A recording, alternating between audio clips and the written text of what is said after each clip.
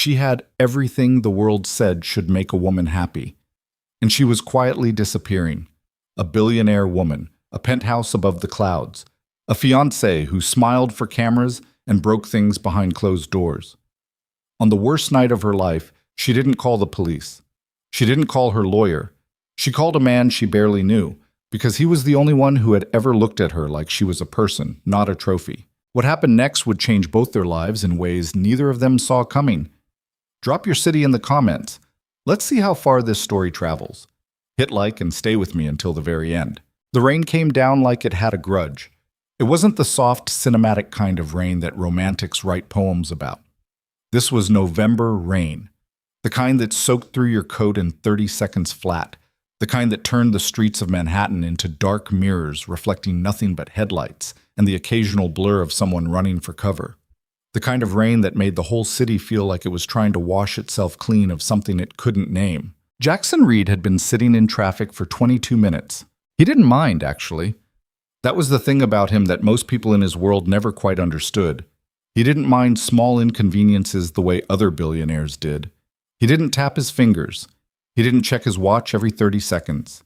He just sat there behind the wheel of his black Aston Martin, watching the rain slide down the windshield in crooked little rivers, thinking about whether his daughter had remembered to take her allergy medication that evening. Emma, 7 years old, gap-toothed smile, completely convinced that their golden retriever Biscuit understood every word she said and simply chose not to respond out of stubbornness. Jackson smiled to himself at the thought. The charity gala behind him had been exactly what he'd expected. A room full of expensive people performing generosity for each other while waiters circled with champagne that cost more per bottle than most people's rent. He had smiled the right smiles, shaken the right hands, written the check that would look good in a press release, and gotten out as fast as politely possible. He always did. He was 3 blocks from the venue when he saw her. Victoria Sterling was standing under the narrow awning of a closed jewelry boutique, her silver evening gown completely soaked through from the knees down, one heel slightly sunken into a sidewalk crack. She had her arms wrapped around herself, not the way someone stands when they're simply cold, but the way someone stands when they're trying to hold themselves together from the inside out. He almost drove past. He would think about that later, how close he came to just driving past. Instead, Jackson pulled over. He rolled down the passenger window and leaned across the center console. Victoria. She turned. For just a fraction of a second, so fast he almost missed it, her face showed something raw and frightened before she assembled the familiar expression. The polished smile. The composed posture. The look of a woman who had spent years making sure no one ever saw beneath the surface. Jackson. Her voice was steady, practiced. What a coincidence. You okay? He didn't ask it the polished way people at galas asked it. He asked it the way you ask when you actually want an honest answer. Something flickered in her eyes. I'm fine, just waiting for my driver. Your dress is soaked. I'm aware. He looked at her for a moment. She looked back at him with that careful, neutral expression that probably worked on everyone else. Jackson had seen that expression before, not on Victoria specifically, but on his sister's clients, women who had learned to make their face a wall. Get in, he said. I'll take you home. You don't have to. Victoria, get in the car. She hesitated. That hesitation, 3 full seconds of it, told him more than anything she'd said. A woman confident in her situation doesn't hesitate. A woman who is safe doesn't stand in the rain calculating whether she can trust someone enough to accept a ride. She got in. The first few minutes were quiet except for the rain on the roof and the low murmur of the radio. Some late-night jazz station playing something slow and melancholy. Jackson merged back into traffic without pushing for conversation. He'd learned years ago that silence, offered without pressure, was sometimes the most generous thing you could give a person. Victoria sat with her hands folded in her lap, staring at the city sliding past outside her window. Up close, under the intermittent glow of passing streetlights, she looked different than she did in photographs or across ballrooms. The careful makeup couldn't completely hide the shadows beneath her eyes. There was a tension in her jaw, the kind that comes not from stress about a meeting or a deadline, but from a deeper, older kind of exhaustion. The gala ran long, she said finally, as if filling the silence felt safer than leaving it. It always does. He paused. Where does Marcus think you are right now? The question landed quietly between them. Jackson hadn't planned to ask it. It just came out. Marcus Vane, her fiancé. A man Jackson had met perhaps a dozen times at various functions, always impeccably dressed, always the loudest laugh in the room, always with one hand resting possessively on Victoria's lower back like she was a painting he owned. Victoria didn't answer immediately. Her hands, still folded in her lap, tightened slightly. He thinks I left with Eleanor Dowd, she said. We told him we were going back to Eleanor's for a nightcap. Jackson nodded slowly. He didn't say anything. He just let that sit. I should... She started, then stopped. Started again. Can you just drive for a bit? Not toward my apartment. Just drive. He glanced at her. Yeah, sure. He took the next turn away from the Upper East Side and headed toward the West Side Highway, which would be mostly empty at this hour. The city spread out on their left, the Hudson dark and wide on their right, the rain still hammering everything. They drove in silence for a while. Jackson turned the radio down but didn't turn it off. The jazz continued, low and undemanding. I'm sorry, Victoria said quietly. For what? For being strange. For asking you to just drive. You don't owe me. I've got nowhere to be, he said simply. Emma's with my mother tonight. I've got time. Another silence. Longer this time. Then quietly, so quietly he might have imagined it. I don't know what to do. Jackson didn't react visibly. He kept his eyes on the road. About what? She was quiet for so long that he thought she'd decided not to answer. Then, I need somewhere to go that isn't home, and I don't have anyone I can call. That's a strange thing to realize. How many people I know and how completely alone I actually am. He didn't rush to fill that with reassurance. He just listened. I have a publicist. I have lawyers. I have a board of directors and an assistant who manages my assistant. A short, humorless breath. And I'm sitting in the rain at 11:30 on a Thursday night trying to figure out where I can go where I won't have to answer questions I don't know how to answer. Jackson was quiet for a moment. I know a place, he said. The Blue Anchor Diner had been open since 1987 and showed no particular signs of wanting to update itself. The booths were the original vinyl, patched in places with mismatched tape. The overhead lights were slightly too bright. The laminated menus were sticky at the edges in a way that suggested decades of coffee rings. The pie case by the counter rotated slowly, displaying 3 kinds of pie with the quiet confidence of an institution that had outlasted several trendier establishments on the same block. It was the most normal place Jackson knew how to find at midnight in Manhattan. He had discovered it 3 years ago, after a particularly brutal board meeting, when he'd needed somewhere to sit that felt absolutely nothing like his life. He'd been coming back ever since, usually alone, usually late, always grateful for the fact that nobody there cared who he was. The waitress, her name tag read Donna, looked up when they came in, clocked their evening wear with mild interest, and said, Anywhere's fine, hun. Coffee?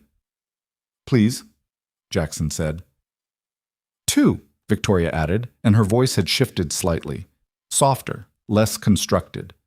They slid into a corner booth. Donna brought coffee without ceremony and disappeared back toward the counter, where a man in a transport company jacket was eating eggs and scrolling his phone, entirely unbothered. Victoria wrapped both hands around her mug. She stared into it for a long moment. I don't know how to start, she said. You don't have to start anywhere in particular. She looked up at him. In the diner light, too bright, unflattering, honest, she looked exhausted in a way that had nothing to do with being up late. It was the exhaustion of someone who had been performing composure for so long that the performance had started to cost more than she had. Marcus, she stopped, tried again. People think I'm lucky. I know they do. I see it. This life, the money, the engagement, the whole picture of it. She paused. They don't know what happens when the cameras go away. Jackson didn't move, didn't prompt, just waited. The first time She set her coffee down very carefully, like sudden movements might undo something she was holding together. It was almost 2 years ago. We'd had an argument about nothing, about some event I'd attended without telling him first, and She pressed her lips together briefly. He grabbed my arm. hard enough to leave marks. And then he was so sorry, so genuinely devastated, I almost believed it was a one-time thing. The diner hummed around them. The coffee machine gurgled. The man in the transport jacket turned a page. "It wasn't a one-time thing," she said flatly. "No," Jackson said quietly. "It never is." She looked at him with an expression that was difficult to read, something between surprise and relief, as if she'd expected him to say something complicated and he hadn't. "He's never hit me. I keep telling myself it's not bad enough to justify—" She stopped. "That's what he says. That I'm dramatic. That what he does isn't that bad. That other men are worse. That I should be grateful for what I have." "That's not a relationship," Jackson said. "That's a management strategy." Something shifted in her face, a slight crumbling at the edges of that composed expression. I know that in my head, but knowing something and being able to act on it are very different things, especially when—" She paused. "He has things over me. He knows things. About my business, about decisions I made years ago that I'm not proud of. He's made it very clear that if I try to leave, he'd use them against you." "Yes." Jackson turned his coffee mug slowly in his hands. Outside, the rain had eased slightly, from a downpour to a steady drum against the diner window. He was thinking carefully, not about what to say. He wasn't trying to construct the right response, but about what was true. "What happened tonight?" he asked. "Specifically tonight." Victoria breathed out slowly. "He called me during the gala. I stepped into the hallway to take it. He wanted to know who I'd arrived with, who I'd been talking to, whether I'd spoken with any men he didn't know about." She picked up her coffee again. "That's every event we attend. Every one. A call or a text, sometimes both. Sometimes he sends someone, an assistant supposedly, but I know why they're there. He monitors you. Constantly.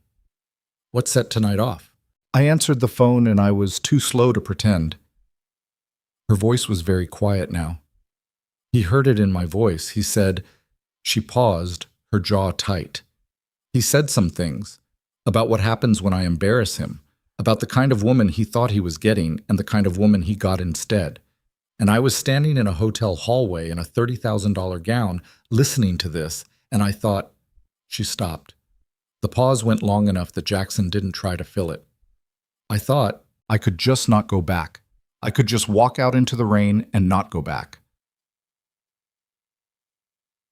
"So you did." "So I did." A breath that was not quite steady. And then I didn't know where to go. They stayed in that booth for 2 hours. Donna refilled their coffee 3 times without being asked, and had the particular wisdom of someone who had worked a late shift in a New York diner for many years. She kept her distance and her expression neutral, and asked no questions whatsoever. Jackson listened more than he talked. He asked careful questions, not the kind designed to extract information, but the kind that showed he was paying attention. He didn't try to summarize her experiences back to her or tell her what she should feel. He didn't tell her she was brave. He didn't immediately jump to solutions. At some point, Victoria said, "I don't understand why you're doing this." "Sitting with you? Any of this? You don't know me very well. We've talked at events, we've been in the same rooms at the same parties, but you don't owe me anything?" Jackson considered this honestly. "No," he said. "I don't." "So why?" He turned his coffee mug again. It was something he did when he was thinking through an honest answer rather than a polished one. "My sister runs a counseling center. For women in situations like yours. I've been around this enough to know what it looks like when someone needs someone to just be present. No agenda. No solutions being pushed. Just present. You think I'm like her clients. I think you're a person who's been carrying something very heavy for a long time, and who just told the truth out loud for what might be the first time in years.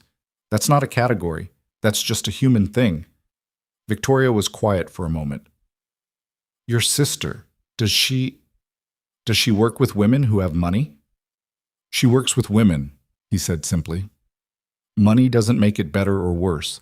It just changes the particular shape of the cage." Something in Victoria's expression broke slightly at that. Not dramatically, not the way it happens in movies, but in the small, real way that happens when someone says something that cuts exactly to the truth you've been trying not to think about. cage, she repeated softly. That's what you said earlier, that you didn't know where you could go. That's not a relationship. That's a cage. She looked out the window. The rain was easing. The street outside was dark and quiet. The occasional taxi hissing through a puddle. The city doing what the city does at 1 in the morning, breathing, existing, indifferent. I'm scared, she said. Not dramatically, just as a statement of fact. Of leaving? Of everything that happens when I do. She turned back. Marcus isn't stupid. He has resources, people who work for him who are loyal to him in the way that money buys loyalty. If I leave without a plan, without being... She paused. He'll come after me. Not violently, necessarily. He'll come after my reputation, my business. He'll make sure it costs me more than I can afford. Let me ask you something, Jackson said carefully. Right now, tonight, not about tomorrow or the plan or how it all shakes out. Just right now. Are you safe? She considered that. If he doesn't know where I am, yes. Does he know where you are? Eleanor's covering for me. She thinks... A brief, complicated expression crossed her face. Eleanor thinks I just needed space. She doesn't know the full picture. Does anyone know the full picture? The look she gave him then was answer enough. You're the first person I've told, she said. I've never said it out loud to anyone. Not once in almost 2 years.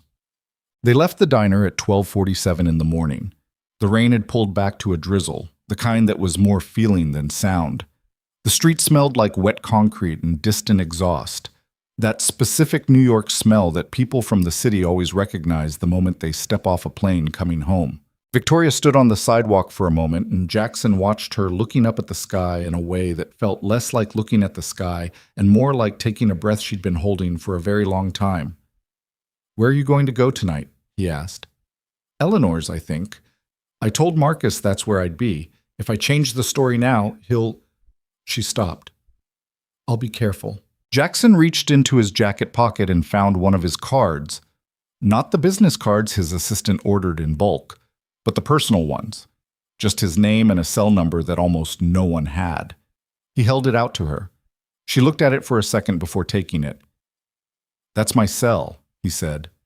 Not the office line, not my assistant, my phone. If you need to go somewhere and you don't know where to go, call that number. She turned the card over in her fingers. Jackson. No strings, no expectation, just a number.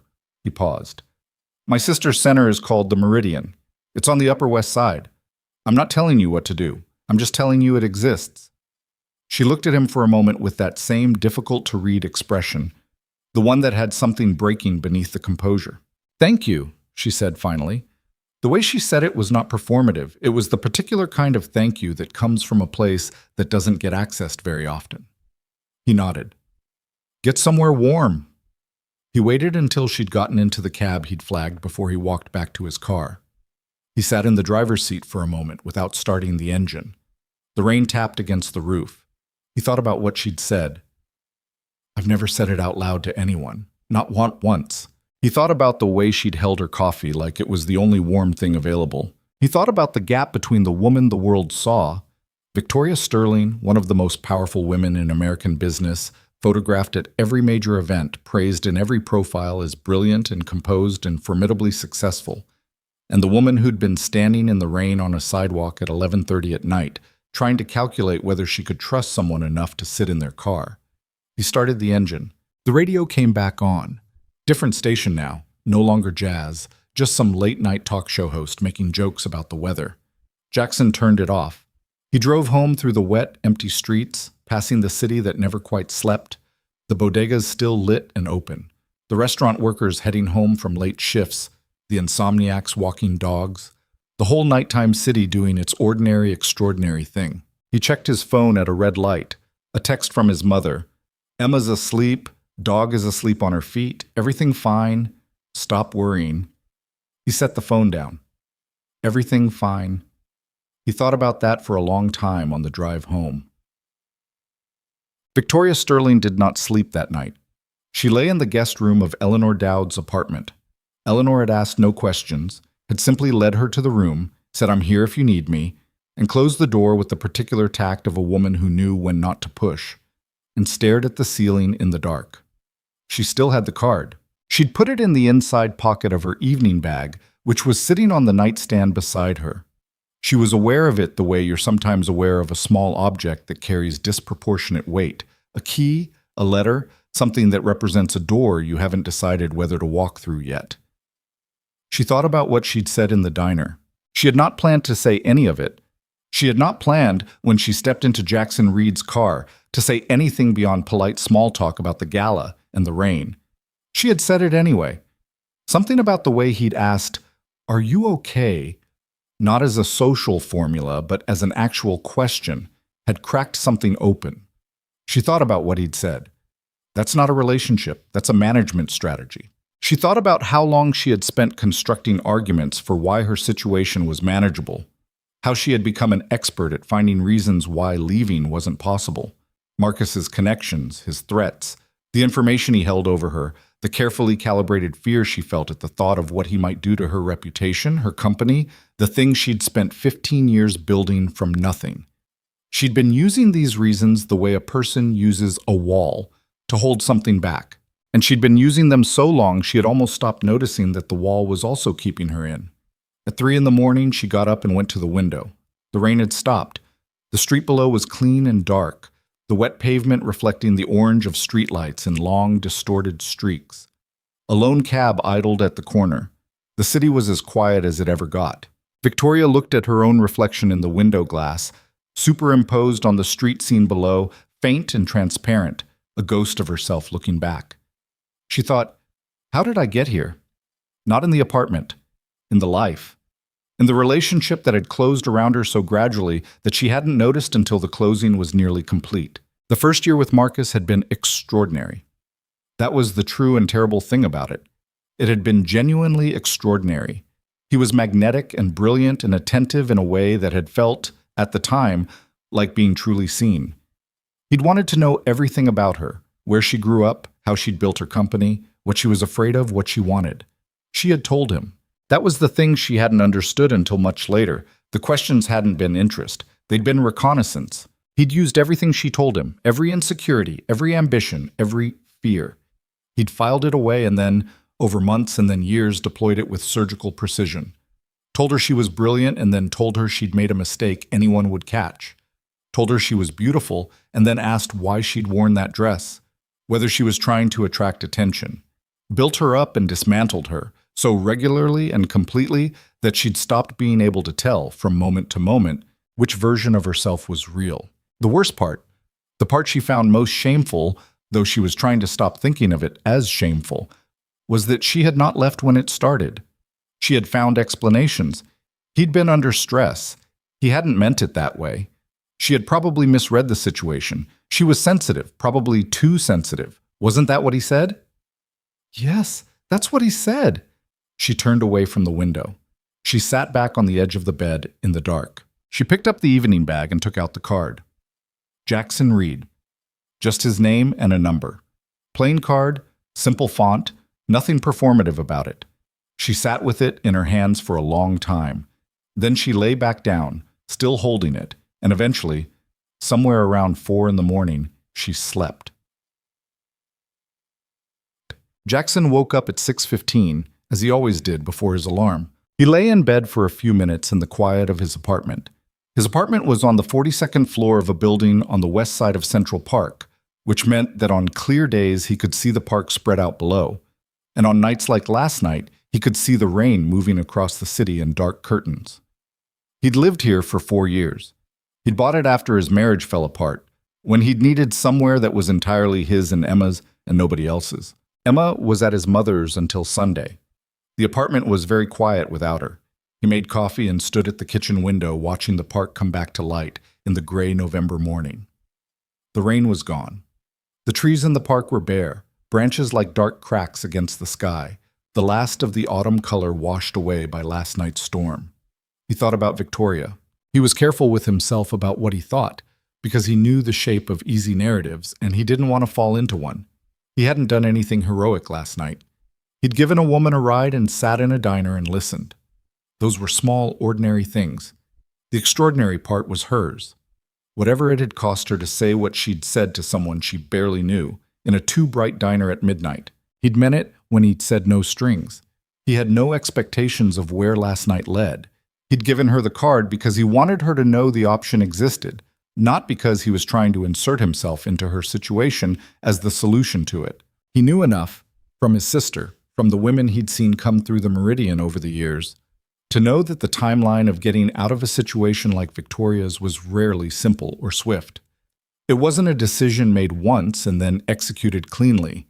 It was a process, full of backward steps and second thoughts and returns and recalculations. And the worst thing someone on the outside could do was make that person feel like they owed them progress. He wasn't going to do that. He drank his coffee. He went to his desk and worked for 2 hours on quarterly reports that he'd been putting off because ordinary things needed doing regardless of what happened the night before. His phone didn't ring. That was fine. That was how it should be. At 9:15 in the morning, his phone rang. He looked at the screen. Unknown number. He almost let it go to voicemail. He almost always let unknown numbers go to voicemail. And then didn't. Read. A pause. Then, it's Victoria. Her voice was different from the night before. Less the careful composure, less the practiced steadiness. There was something rawer in it. Something that sounded like someone who had been awake all night and had finally decided something. "Hi," he said. Simple. No rushing. "He came to Eleanor's," she said. "This morning, at 7. He wasn't violent. He didn't do anything, but he was..." She stopped. "He stood in Eleanor's hallway, and he was very calm and very cold, and he said, 'I needed to come home, and we needed to talk.' That's always..." Another pause. "When he says we need to talk that calmly, it's..." "You're still there?" "At Eleanor's." "Yes. He left, but I..." Her voice was not quite steady. "I don't know if he'll come back, and I don't know where to go, and I..." A breath. "I'm calling because you said to call." "I did," he said. "Give me 40 minutes." He was there in 35. He pulled up to Eleanor's building on East 74th Street, and Victoria was waiting outside with a single overnight bag and the same evening bag from the night before. Her expensive gown exchanged for a simple coat and dark jeans that she'd presumably borrowed from Eleanor. She looked smaller somehow. Not in a defeated way, in the way a person looks when they've stopped holding themselves at performance height. She got into the car without saying anything for a moment.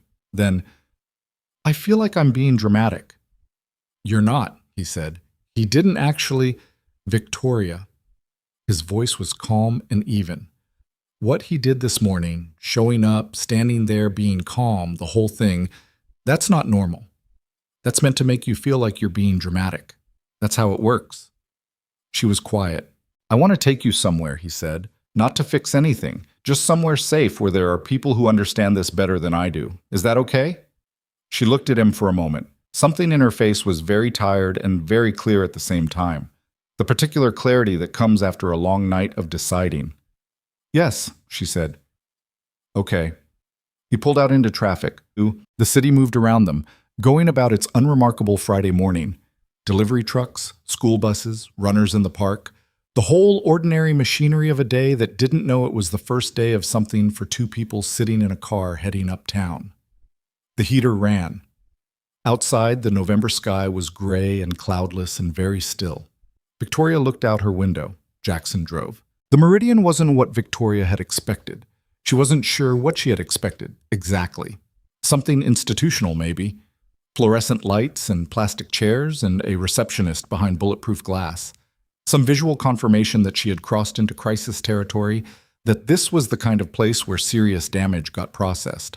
Instead, Jackson pulled up to a brownstone on West 83rd Street that looked like somebody's home. 3 stories, red brick, window boxes with late-season herbs still hanging on.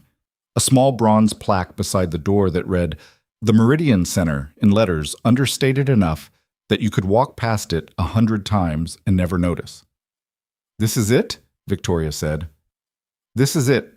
She looked at the building for a moment. "It doesn't look like..." "That's intentional," Jackson said. "My sister didn't want it to look like a facility. She said the moment it looks institutional, women start feeling like patients instead of people. Victoria nodded slowly. She didn't move to get out of the car immediately, and Jackson didn't push her. He'd learned that lesson somewhere along the way, that the moment just before a person crosses a threshold they've never crossed before requires a particular kind of patience. You don't rush it. You just stay present. "Your sister," Victoria said. "Does she know I'm coming?" "I called her while you were getting your bag at Eleanor's." "What did you tell her?" "That a friend needed somewhere safe and someone to talk to." He paused. "That's all. The rest is yours to tell or not tell, however you want." Victoria looked at the brownstone again. A woman came out the front door, mid-40s, carrying a canvas tote bag, moving with the purposeful stride of someone headed somewhere specific. She glanced at the car without interest and turned up the street. "Okay," Victoria said quietly, more to herself than to him. She opened the door and got out. Jackson followed. Claire Reed was 40 years old and looked like someone who had heard a lot of difficult things and was still standing. She had her brother's calm, the same quality of genuine attentiveness, but it lived differently in her, layered over years of professional training and thousands of hours sitting across from women whose lives had come apart in specific and terrible ways. She met them in the small front office, which had been decorated with the obvious intention of not feeling like an office. Actual furniture, a worn leather couch, 2 armchairs that didn't match, a low table with a ceramic bowl of river stones on it, books on real shelves, a window that looked out onto a small enclosed garden, leafless in November but carefully maintained. "Victoria," Claire said, extending her hand. "Not Ms. Sterling, not a title, just the name." "I'm Claire. I'm glad you came." Victoria shook her hand. She looked around the room briefly, and Jackson saw the same thing happen that had happened in the diner. That slight shift in her posture when she encountered a space that wasn't asking anything of her. "I'll leave you too," Jackson said. Victoria turned. Something crossed her face, quick, almost imperceptible. She was not someone who showed need easily, and she clearly didn't want to, but for a fraction of a second the thought of being left in an unfamiliar room with an unfamiliar person registered. "I'll be right outside," he said. "The front steps, as long as you need." She nodded. "You don't have to—" "I know." He said it plainly, without making it a big thing, and stepped back out into the hallway. Checked. He sat on the front steps for 2 hours and 40 minutes. He'd brought nothing with him. No laptop, no work he'd planned to handle on his phone, nothing to fill the time. He sat on the worn stone steps of the brownstone and watched West 83rd Street do its Saturday morning thing. A man walked a very old basset hound that moved with the philosophical slowness of a dog that had made peace with its pace. A kid on a bicycle wove between parked cars. A woman came out of the building across the street carrying a recycling bin and dropped it on the sidewalk with a crash that startled pigeons off 3 different rooftops. Jackson watched all of it without really seeing it. He was thinking about Emma, partly. She'd called earlier from his mother's apartment. He'd taken the call before coming inside, stepping away so Victoria couldn't hear. And she'd spent 6 minutes telling him an elaborate story about how Biscuit had tried to steal a piece of toast off the counter, but had knocked a glass of orange juice over in the process, and was now, in Emma's assessment, hiding under the bed out of embarrassment. "Dogs don't feel embarrassment, Bug," he'd said. "You haven't seen his face, Dad." He'd laughed for the first time in about 18 hours. He was also thinking, sitting on those steps, about the particular way the morning had gone.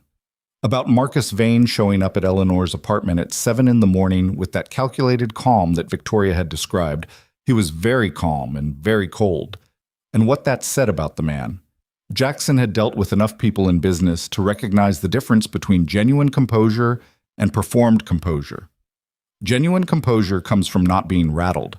Performed composure is the weaponization of stillness, the deliberate choice to be very, very controlled precisely because it is more frightening than being loud. He knew which kind Marcus Vane had. Claire came out at 11:43.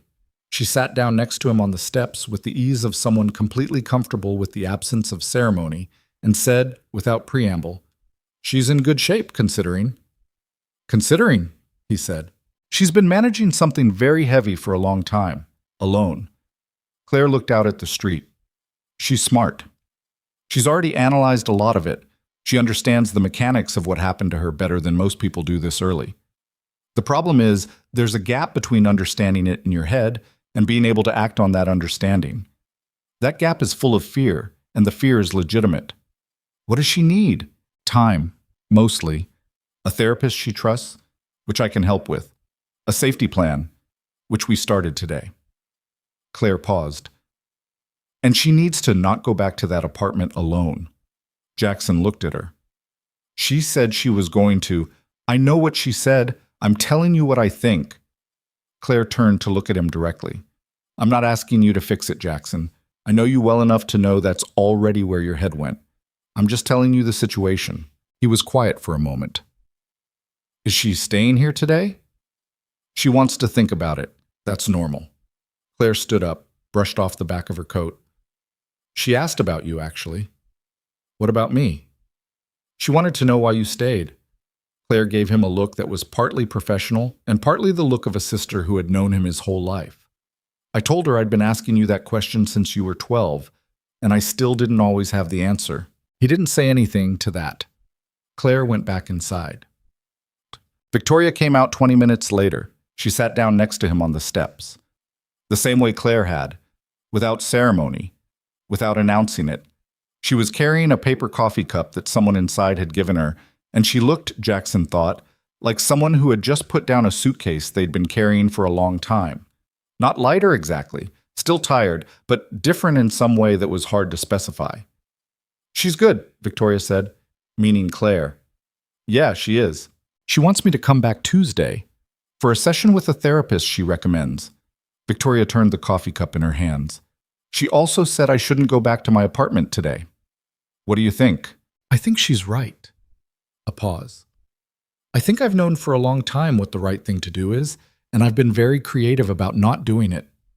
She looked at the garden across the street, a small bare one behind an iron fence, a few frozen rose bushes with their canes tied up for winter. Marcus knows Eleanor's address. He knows most of the addresses in my life. She stopped. I need to think about where I can actually be that he doesn't immediately know about. I have a place, Jackson said. He said it before he'd fully thought through whether to say it, and then, because he believed in honesty more than he believed in strategic self-editing, he kept going.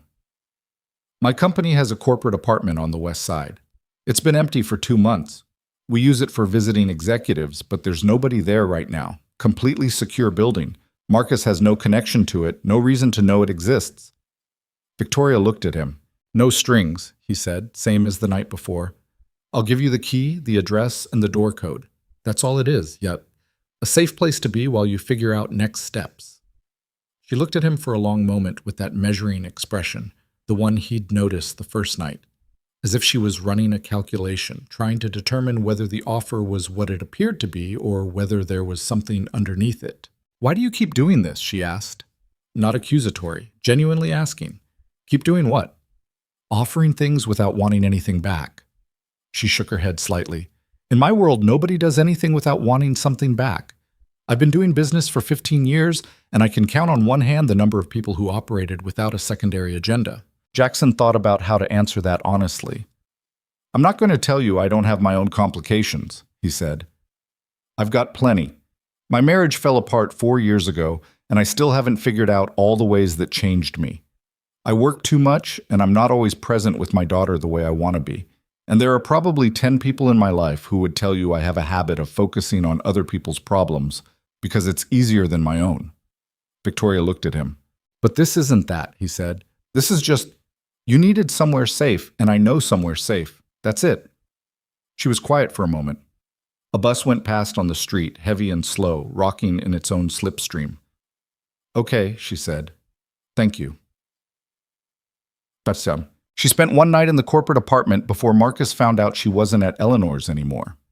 Jackson didn't know exactly how Marcus found out, whether through someone on Eleanor's staff who talked or through some other thread he'd been pulling, but at 8:15 on Sunday morning, Victoria called him from the apartment with a voice that had that particular quality of controlled fear, the kind where you're keeping yourself calm specifically because panic won't help. He called me, she said. He knows I'm not at Eleanor's. He doesn't know where I am, but he... She stopped. He said some things about what happens next, About what he'll do to my company if I don't come home. Jackson was already up, already dressed. He'd had Emma back since yesterday afternoon. She was still asleep down the hall, Biscuit curled against her feet the way he always was. And he was in the kitchen with coffee, trying to decide how much of this he should be inserting himself into. Did he threaten you directly? Not in a way that would... Nothing I could take to the police. He's too careful for that. He talks in implications. Her voice tightened slightly. He said he'd been very patient with me and that patience has limits. He said I was making a decision that I'd regret and that he hoped I understood what I was putting at risk. Okay. He kept his voice level.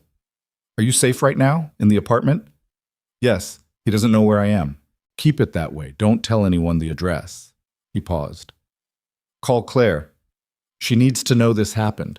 I know. A beat of silence. Jackson, yeah. I'm sorry for pulling you into this. You didn't pull me into anything. I stepped in. He said it without drama. Call Claire. I will. He set the phone down on the counter after she hung up and stood there for a moment with his coffee, looking at nothing in particular. Then he heard the particular sound of small feet and a dog's nails on hardwood floor, and Emma appeared in the kitchen doorway in her pajamas, the ones with the small dinosaurs on them that she'd been wearing since they were slightly too big and were now slightly too small, holding Biscuit by the collar with the proprietary air of someone escorting important company. Biscuit needed water, she announced. Biscuit can find his bowl, Jackson said. He wanted company. Right. Emma looked at him with the particular perceptiveness that 7-year-olds sometimes have and that Jackson had never quite stopped being surprised by. You look worried. I'm fine. You do the thing with your coffee when you're worried, where you hold it but don't drink it. He looked down at his coffee. She wasn't wrong. Go back to sleep, Bug. It's Sunday. She considered this assessment, determined it was valid, and retreated with Biscuit in tow. He heard her bedroom door close softly. He stood in the kitchen for another minute and then pulled up Claire's number and sent her a text. Marcus called Victoria this morning. Threats? Implied. She's okay, but you should know. She'll call you. Claire's response came back in under a minute. Already on it. Stay out of her decisions. Be available if she needs you. Don't try to be the solution. He looked at that last line for a second. He typed back, I know. He wasn't entirely sure that was true, but he was trying. That. By Monday morning, the situation had escalated in the specific, controlled way that powerful men with resources escalate things when they feel they're losing. Victoria called Jackson at 9 a.m. She was becoming comfortable enough with calling him that she no longer spent 30 seconds on formalities before getting to the point, which he took as a good sign in itself, and told him that Marcus had sent his lawyer a letter over the weekend. The letter didn't threaten her directly. It was addressed to her business counsel and outlined in very precise legal language several areas where Marcus alleged she had engaged in conduct that, if examined closely, could create significant regulatory and reputational exposure for her company. None of it was fabricated outright. That was the particular horror of it. The issues he cited were real. Decisions she'd made years ago, in the early days when she was building the company, when she'd cut corners she wasn't proud of, when she'd moved fast in ways that hadn't always been strictly clean. Not criminal, not the kind of thing that had made her lose sleep since, but documented, and now pointed at her like a weapon she'd handed him herself. She was sitting in the corporate apartment with her business lawyer on one phone and Jackson on the other, and he could hear in her voice the exhaustion of someone who had been playing defense for so long that they'd forgotten what offense felt like. He said this would happen, she said to Jackson, between calls. He told me early on that I'd made decisions that would destroy me if they came to light. I didn't understand at the time that he was filing it away. I thought he was confiding in me about my vulnerabilities because he wanted to help me protect them. He was building leverage, Jackson said. I know that now. Her voice had a bitterness in it that sounded new. Not the quiet despair of the diner, but something more active, more angry. He thought that was probably a good sign, even if it didn't feel like one. He's very good at it. He builds leverage on everyone around him. It's how he operates. He probably has files on half the people in our social circle. Okay, Jackson said. What does your lawyer say? She says the exposure is real but manageable, that none of it rises to the level Marcus is implying, but that fighting it would be expensive in public and could damage the company's stock price regardless of the outcome. A pause. She asked me whether there was any way to resolve this privately. Meaning, go back. Silence. Victoria. I know, she said. I know that's not... She stopped. He knows exactly which button to push. That company is... I built it from nothing. My father told me I'd never run anything bigger than a lemonade stand. The first investment I raised was $30,000 from a man who made me cry in a conference room first, just to see how I'd respond. That company is... I know, he said quietly. I know what it is. She was quiet for a moment. He could hear her breathing, not crying, just sitting with something difficult. There's something else, she said. Tell me. He's been at my apartment building. The doorman told my assistant, who told me. He's been there twice since Friday, just standing in the lobby, talking to the staff, being charming and concerned about his fiancée, who seems to be having some kind of episode. Her voice had a flat, controlled quality that was covering something not flat at all. That's what he told them, that I was having an episode, that he was worried. Jackson felt something tighten in his chest that wasn't quite anger and wasn't quite fear. Somewhere in the uncomfortable middle. He's building a narrative, he said. He's very good at building narratives. She paused. Jackson, I know you've done more than you should have already, and I don't want you to think I'm making you responsible for... Stop apologizing for needing help, he said. It came out more direct than he'd intended, but he didn't walk it back because it was true. Needing help isn't a flaw. You've been convinced for 2 years that asking for anything is weakness. It isn't. A long silence. Your sister said almost exactly the same thing on Saturday, Victoria said quietly. We had the same mother. Apparently it sticks. He heard something that might have been the first almost laugh he'd gotten out of her, small and brief and real. Claire's counseling center had a protocol for situations like Victoria's. Situations where leaving wasn't just emotionally difficult but strategically complicated, where the person leaving had significant resources of their own, but those resources were entangled with the person they were leaving, where the conventional advice didn't account for the specific textures of the particular prison. Claire had seen it before. Wealth didn't protect women from abuse. In some ways, it complicated leaving because the shared financial and legal and social entanglements were more complex, and because powerful abusers had more sophisticated tools at their disposal. Marcus Vane wasn't going to show up and put his hands on her in a way that left visible evidence. His version of control was documentation and leverage, and the slow, methodical dismantling of a person's confidence in her own judgment. Claire told Victoria this on Tuesday during their first formal session, and Victoria looked at her with an expression that was partly grief and partly the strange, terrible relief of having something named correctly after a long time of having it go unnamed.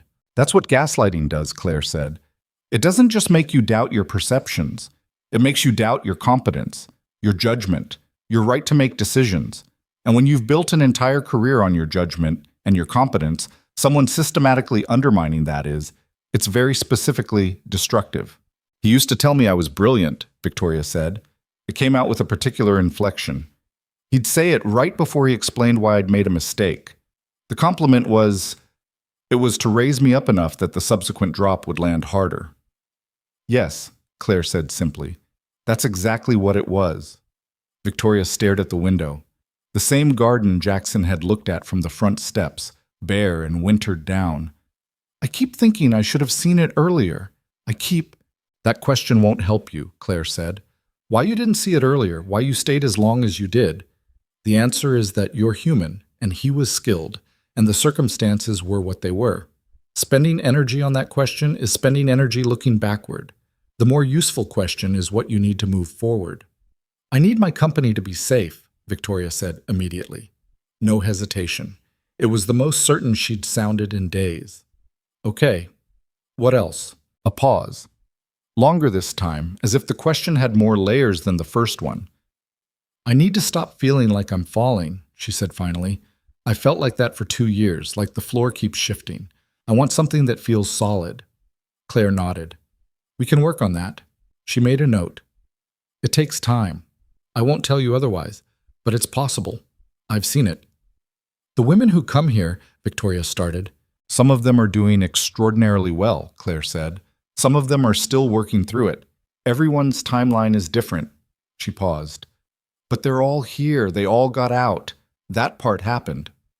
The confrontation came on a Wednesday. Jackson found out about it after the fact, from Victoria, who called him at 2 in the afternoon with a voice that was shaking in a way he'd never heard from her before. Not with fear exactly, but with a kind of adrenaline aftermath, the particular tremble of someone who has just been through something and is still processing the fact that it's over. She had gone back to her apartment, not to stay, but to get clothes, her laptop, documents she needed. She'd told Claire she was going, had arranged for Claire's colleague to go with her. She'd timed it for 11 in the morning when she believed Marcus would be in a board meeting across town. He wasn't in the board meeting. He was in her apartment when she arrived.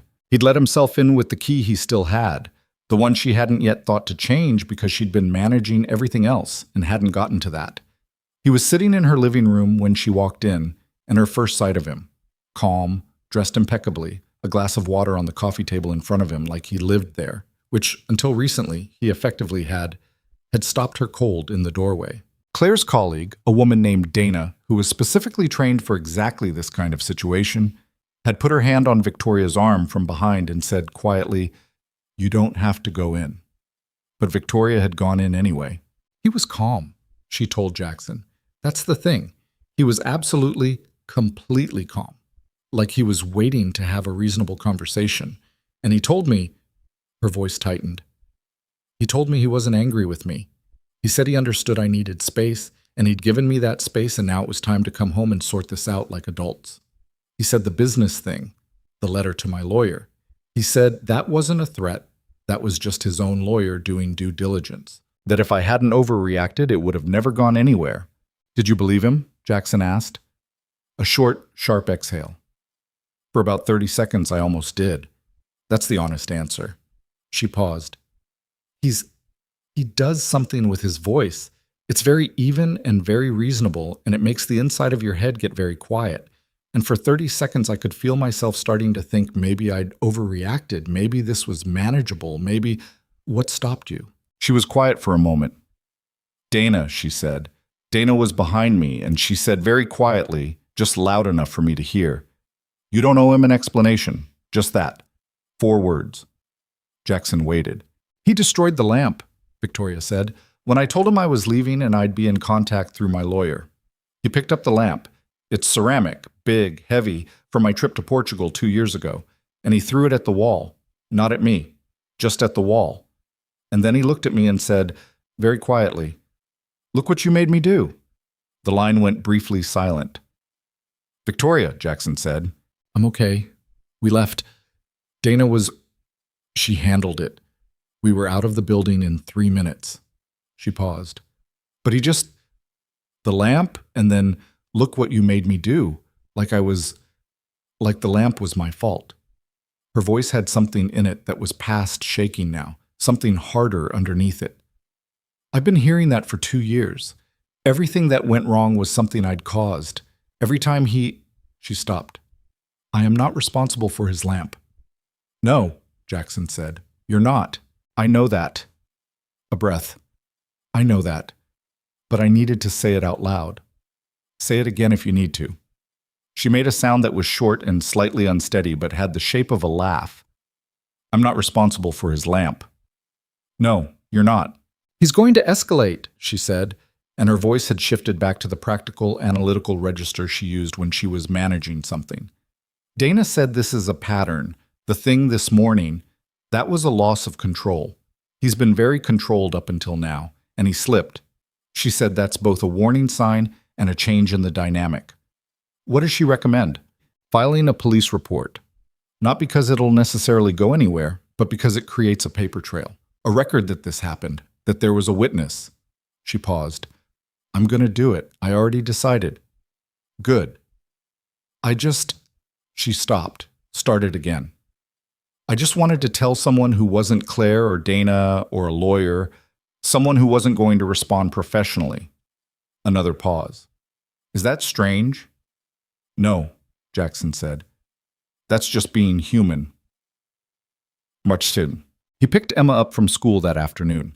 She came out of the building in a yellow backpack that was significantly larger than necessary for a second grader, wearing a hat she'd put on herself and therefore slightly sideways. And she walked to the car with the specific confidence of a person who had figured out where they were going. She got in, dropped her backpack on the floor, and said without preamble, "Chloe said her dog had 12 puppies." 12 seems like a lot, Jackson said. It's a lot. I told her Biscuit has no puppies, and she said that was sad, and I said it wasn't sad. He just has different life goals. Jackson pulled out of the school pickup line. Where did you get life goals? You say it. He glanced at her sideways. She was looking out the window with the serene expression of someone who considers the conversation closed. He felt, as he sometimes did at moments like this, a complicated surge of something, love and pride, and the specific anxiety of knowing you were responsible for a small person's entire understanding of the world and not always being certain you were doing it right. How was school otherwise? Fine. We learned about weather systems. She turned to look at him. Did you know that rain is just water that went up and came back down? I did know that. It's been doing it for millions of years, she said. The exact same water. Like the rain last Thursday could have been rain in ancient Egypt. Could have been. She considered this for a moment. I think that's cool, she decided. Everything comes back around. He drove through the gray November afternoon, the same streets he'd driven 3 nights ago in the rain, the city looking different in the flat afternoon light. Less dramatic, more ordinary, just a city doing what it did. He thought about everything that had happened in the space of a few days. About a woman who'd stood in the rain not knowing where to go. About a lamp thrown at a wall. About Dana saying you don't owe him an explanation. About the tremble in Victoria's voice and then the harder thing underneath it. Dad, Emma said. Yeah. Can dogs feel embarrassment or not? For real? He thought about Biscuit and the toast incident. I genuinely don't know, Bug. I think they can, she said firmly. I think Biscuit can. He didn't argue. He wasn't going to win that one, and some things were fine to leave unresolved. That evening, after Emma was fed and homework was done, and Biscuit had been walked and she'd been read to and eventually, with some negotiation, gone to sleep, Jackson sat in his kitchen in the quiet of the apartment and thought about what Claire had said on the steps of the Meridian. Don't try to be the solution. He'd been turning that over in his mind for days. He understood what she meant. He'd seen it, in the abstract, with enough of her clients over the years. The person who shows up with resources and good intentions and inadvertently makes the woman he's trying to help feel like she's moved from one kind of dependency to another. He'd been careful about that. He'd tried. But there was something else Claire hadn't said directly, that he was only beginning to understand. He was not unaffected by this.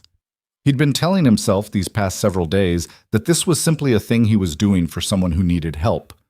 That it was clean and bounded and separate from his own life. That was mostly true and also not entirely true.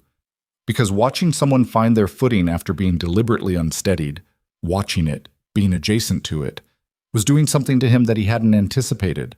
He hadn't been close to anyone in 4 years. Not really. He'd been present for Emma and for his business and at the edges of his social world. But close, the specific vulnerability of being actually close to another person, he'd moved away from that after his marriage ended, quietly and without making a big declaration of it, just gradually reducing the radius until he was in a space he could manage. Victoria wasn't asking him to change that radius. She wasn't asking anything of him except exactly what he'd offered. But something was shifting anyway, without being asked. He sat with that for a while in the quiet kitchen. Then he finished his coffee, rinsed the cup, and went to check on Emma.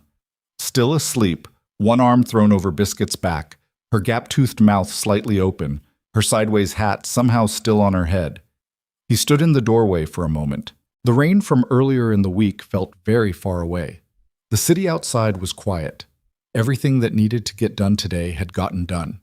It wasn't fine exactly. There was too much unresolved for fine. But it was manageable. And sometimes manageable was enough to go to sleep on.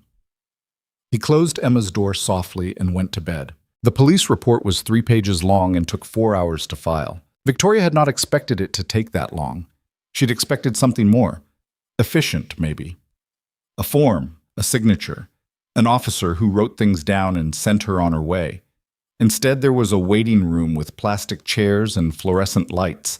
A detective who asked her to start from the beginning 3 different times in slightly different ways, a moment where she had to describe the lamp incident in specific detail, and found herself using words like ceramic and approximately 14 inches as if she were testifying at a deposition, which in some ways she supposed she was. Dana sat beside her through all of it, not talking, not managing, just there.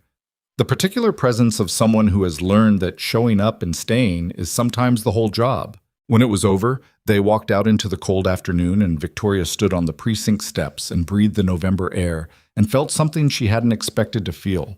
Not relief exactly, but a kind of solidification, like something that had existed only in her own experience had been written down, given a case number, made real in a way that the world outside her head could now acknowledge. "That was harder than I thought it would be," she said. Dana nodded. "It usually is. Does it—" She paused. "Does it typically go anywhere?" "The report." "Sometimes," Dana said honestly. "It depends on what he does next. But what it definitely does is exist. The next time something happens, there's a record that this happened first." Victoria looked out at the street. A woman was pushing a stroller past, completely absorbed in her phone, steering by some unconscious autopilot. 2 kids in school uniforms were arguing over a bag of chips, the completely ordinary middle of a Wednesday afternoon. "Okay," Victoria said. "Okay." She called Jackson from the cab on the way back to the corporate apartment. He answered on the second ring, and she told him it was done, and he said good. And there was a pause in which neither of them said anything, and that was fine too, because by now they had built the kind of conversational rhythm where silence didn't need filling. "How are you doing?" he asked. "Not as a formula." "Tired," she said. "Really tired. But it's a different kind of tired than before." She looked out the cab window at the city sliding past. Before, it was the tired of holding something up all the time. This feels more like the tired after you've finally put the thing down. "Yeah," he said. "That's a different thing." "How's Emma?" The question surprised her slightly as it came out. She hadn't planned to ask it. It had just arrived as the natural next thing to say, and that naturalness surprised her. She had not been in the habit of asking about other people's children. She hadn't been in the habit of a lot of things that were starting to feel ordinary. "She's good. She's currently convinced that Biscuit understands Portuguese." "Why Portuguese?" "I don't know. I stopped asking why about a month ago. It's a more peaceful way to live." Victoria laughed. It was a real laugh. Not the social function laugh she'd spent years deploying, but the actual slightly ungraceful thing, surprised out of her by a 7-year-old's logic. She noticed it, that laugh, the way you notice something that's been missing. December arrived the way it always did in New York. Not gradually, but suddenly, as if the city had flipped a switch. The holiday decorations went up on Fifth Avenue overnight, the skating rink in Bryant Park opened, the whole machinery of collective seasonal performance cranked into gear. People walked faster and were somehow simultaneously more festive and more irritable, which was a specific New York balance that newcomers always found confusing. Victoria noticed none of it at first. She was in what Claire called the processing phase, which was less dramatic than it sounded and more exhausting. It meant that things she had kept carefully compartmentalized for 2 years had started coming apart at the seams, not in controlled ways, but in the ways that things come apart when you stop actively holding them together. She would be fine, working, thinking clearly, and then a song would come on in a coffee shop where she'd smell a particular cologne on the street, and the bottom would drop out of her for 10 seconds, in a way she couldn't always predict or prepare for. Claire told her that was normal. "You spent 2 years in high alert mode," she said during one of their Tuesday sessions. "Your nervous system doesn't know it's over yet. It's still scanning. The goal right now isn't to stop the responses. It's to get better at recognizing them for what they are. A memory, not a current threat." "It doesn't feel like a memory when it's happening," Victoria said. "No. It feels like now. That's how trauma works. It collapses time. The goal is to learn to reorient, to look around and confirm where you actually are." Victoria was getting better at that. Slowly, with setbacks. One Thursday, she had a session with her lawyer about the regulatory issues Marcus had raised.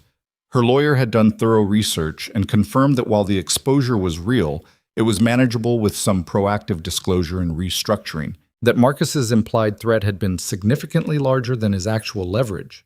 And Victoria had come out of that meeting and sat in the lobby of her lawyer's building for 20 minutes before she could stand up. Not because the news was bad, because the news was good, and she hadn't known how much of herself she'd been spending on fear until the fear was reduced and she felt, suddenly, hollowed out. She texted Claire afterward. "Good meeting. Don't know why I can't move." Claire texted back, "Because your body prepared for impact, and then the impact didn't come. Give it 20 minutes. It took exactly 22 minutes. Then Victoria stood up, straightened her coat, and walked out of the building into the cold December afternoon. And she bought a coffee from the cart on the corner and stood drinking it on the sidewalk and watched a man in a Santa hat arguing with a parking meter. And she thought, "I am here. This is now." That is a man arguing with a parking meter, and it has nothing to do with Marcus Vane. She was, she thought, going to be okay. Not yet, but eventually. Mom? It was Emma who broke the formality between them. Up until December, Victoria's contact with Jackson had been calls and occasional coffees, always purposeful, always connected to the practical management of the situation. He would check in, she would update him, they would talk, sometimes for a while, about things adjacent to the situation and then about things not connected to it at all. Business, the city, things they'd read, places they'd been. There was a growing ease between them that neither of them acknowledged directly, because acknowledging it directly would have required a conversation neither of them was ready for. Then one Saturday, Jackson called and said, almost apologetically, "Emma wants to know if you want to come to the park." Victoria paused. "The park?" "She saw Biscuit's leash and it's a whole thing. She's been campaigning for 20 minutes. A beat. "You don't have to. I told her you might be busy." Victoria looked around the corporate apartment. She had been sitting on the couch with her laptop, working through financial projections that did not urgently need doing on a Saturday. The apartment was comfortable and clean and completely impersonal. She had not added anything to it in the weeks she'd been living there. No photographs, no particular signs of habitation beyond the coffee she made each morning. "The park sounds fine," she said. Riverside Park in December had a specific bare-boned kind of beauty. The trees all structure and no softness, the Hudson gray and wide. The path mostly empty except for the particular population of city people who exercised outdoors regardless of temperature. It was cold, in the low 30s, and the sky was the flat white of a day that had decided against both sun and clouds. Emma arrived at the park entrance with Biscuit on a leash that she was managing with great seriousness and a level of physical effort that suggested Biscuit had opinions about direction. She was wearing a purple coat and the sideways hat and a scarf that had been wound around her neck approximately 3 times too many, and she looked at Victoria with the frank, uncomplicated assessment of a 7-year-old who has not yet learned to be subtle about curiosity. "You're Victoria," she said. "I am," Victoria said. "Dad said you were his friend." "That's right." Emma considered this. "He doesn't have very many friends," she said. "He has a lot of people he knows from work, but that's different." Jackson, walking slightly behind his daughter, made a face that was partly acknowledgement and partly the resigned expression of a parent who has learned that small children will simply say things. "Emma," he said. "What? It's true. Yes, it's technically true." He looked at Victoria. "Sorry, she's in a phase where honesty and tact are mutually exclusive." "I think it's fine," Victoria said. She looked at Emma. "I don't have very many friends either. I have a lot of people I know from work, too." Emma seemed to find this satisfactory. She turned her attention back to Biscuit, who had identified something of interest in a bush and was expressing his feelings about it with his whole body. "Biscuit," she said in the tone of someone addressing an unreasonable adult, "we are not investigating every single bush. We have discussed this." Biscuit ignored her. "He's not listening," Emma reported, as if this were new information. "He never does," Jackson said. "That's because he's thinking," Emma said firmly. "He listens. He just has his own conclusions." They walked for an hour. The path wound along the river, the water dark and cold beside them, the far bank of New Jersey sitting low in the distance. Emma walked between them for most of it, conducting parallel conversations, one with Biscuit, one with the general air about the things she was seeing, one with her father about something that had happened at school involving a project about ecosystems that she felt had been unfairly judged. Victoria walked and listened and said things when things occurred to her to say. And what she noticed, without making a big thing of noticing it, was how different this felt from the social engagements she had spent years attending. Those events had required constant management of image, of conversation, of the specific performance of being Victoria Sterling in a room full of people for whom she was always, on some level, a figure to be assessed. This was just a park. A cold Saturday in a park, with a man and his daughter and a dog who had personal opinions about bushes. Nobody was assessing her. She felt the difference in her shoulders, and the fact that she'd been walking for 40 minutes and hadn't checked her phone. At some point, Emma had migrated to walking beside Victoria and had, without prelude or ceremony, taken her hand. Not asking, not making it significant, just reaching over and taking it the way small children take the hands of adults they've decided are acceptable. Victoria looked down at the small, purple-gloved hand in hers and felt something shift in her chest that she couldn't have named if asked. She looked up at Jackson, who was watching this with an expression she couldn't fully read, something careful and complicated, mostly held back. He looked away at the river. "Emma, let the woman walk," he said mildly. "She doesn't mind," Emma said with complete certainty. Victoria tightened her hand slightly around Emma's. "She doesn't mind," she confirmed. The legal situation with Marcus resolved in January in the specific way that such things resolve when the person being threatened stops flinching. Victoria's lawyer, fully briefed and fully resourced, had gone to Marcus's lawyer with documentation of her own, the police report, a record of his calls and texts, Dana's witness statement from the apartment confrontation, and had made it clear, in the particular language that lawyers speak to each other, that any escalation of the regulatory matter would be met with a full accounting of Marcus's conduct that would be significantly more damaging to him than anything he could construct about her. Marcus was not a stupid man. He understood asymmetric risk. He had chosen Victoria as a target partly because of her vulnerabilities, and when those vulnerabilities were addressed and she stopped being isolatable, the calculation changed. The engagement was terminated, publicly, through a terse joint statement that attributed it to a mutual decision and said nothing further. Marcus Vane moved on with his life in the way that men like him move on. To the next thing, the next person, the next arrangement that suited him. Victoria didn't expect him to disappear entirely, and she didn't expect the end of the legal maneuvering to mean the end of the fear. Claire had warned her about that. The legal situation resolving doesn't mean your nervous system resolves on the same timeline, Claire had said. Those are separate processes. Give yourself the time they each need. She did, or she tried to. There were bad days in January and February where the space the relationship had occupied, the terrible constrictive space of it, the space she'd organized her whole internal world around for 2 years, felt like an absence that she didn't know how to fill. She'd spent so much energy managing Marcus, anticipating him, adjusting herself to him, that without that the days sometimes felt shapeless. She told Claire this. Claire said, "That's the other thing it stole from you, time and energy and attention that could have been yours. You're getting it back. It'll feel strange before it feels like yours." She told Jackson this too, one evening in February when they developed the habit of talking on the phone while he was driving home from his office and she was making dinner in the corporate apartment. She'd started cooking, which she hadn't done in years, mostly because it required no performance and produced something concrete and edible. He was quiet when she said it, the comfortable quiet she'd come to recognize. "What do you do?" he said finally. "When you have a day like that? Walk, usually. Call Claire if it's bad. Sometimes just sit with it until it passes." "Does it pass?" "Yeah." A pause. "Faster than it used to." "That's something." "It is." She turned something in the pan that sizzled satisfyingly. "What do you do when it's a bad day?" He was quiet for a moment. "Watch Emma sleep sometimes. I know that sounds—" "It doesn't sound anything," she said. "She snores," he said. "Just slightly, and Biscuit snores more.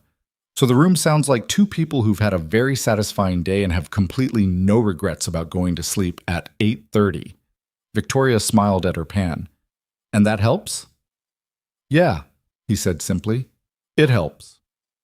In March, Claire asked Victoria if she'd be willing to speak to a small group of women at the Meridian. Not a formal speech, not her full story, just 20 minutes of honest conversation with women who were in earlier stages of the same process she'd been through. Victoria sat with the question for almost a week before she said yes. She had not spoken publicly about any of it. The engagement, the abuse, what had happened. The public story was the terse joint statement from January and nothing more. The people in her professional world had their theories, she knew, and she'd deliberately not fed those theories because she wasn't ready, and also because she didn't owe them her pain. But these were different women. In the third week of March, she sat in a circle of 8 women in the comfortable room at the Meridian, the one with the mismatched chairs and the window onto the garden, which was just barely beginning to show things again, small green points of something pushing through the brown, and talked. She didn't talk about Marcus by name. She talked about what it felt like to be inside it, the specific erosion of trust in your own perceptions, the way each small accommodation had seemed reasonable at the time, the way she'd understood intellectually what was happening long before she was able to act on that understanding. She talked about standing in the rain and not knowing where to go. She talked about a diner at midnight and a card with a phone number and the first time in 2 years she'd told the truth to another person. The room was very quiet while she talked. Afterward, a woman across the circle. Young, early 20s, dark circles under her eyes, hands folded tightly in her lap, looked at her and said, "You didn't look like someone it could happen to." "That's kind of the point," Victoria said. "That's what he was counting on, that I didn't look like someone it could happen to, and neither did he. And so the space between us was invisible." The young woman nodded slowly. Something shifted in her face. Victoria drove back to the corporate apartment that afternoon through streets that were just beginning to feel the first tentative suggestion of spring. Not warm yet, still gray and thin, but the light lasting a little longer, the cold having a slightly different quality to it. She sat in traffic on the West Side Highway and thought about those 8 women in that circle and the particular weight of the room when she'd been talking, and she felt something she hadn't felt in a long time. Not performance, not the managed version of herself that she deployed in professional settings. Just presence. The particular aliveness of having been completely honest in a room full of people and having that honesty land somewhere useful. She called Claire when she got back. "How was it?" Claire asked. "Hard," Victoria said. "And good." She paused. "I want to do it again." But spring arrived for real in April, the way it does in New York after a long winter. Suddenly, aggressively, as if the city had been waiting for permission. The park turned green practically overnight. People came out of their apartments blinking in the sun like they'd forgotten it existed. The outdoor tables went up at restaurants and were immediately occupied by people who were technically still too cold but refused to admit it. Jackson and Victoria had a recurring Saturday morning in April and May. Coffee from a cart, the park. Emma and Biscuit conducting their ongoing negotiation with the physical world.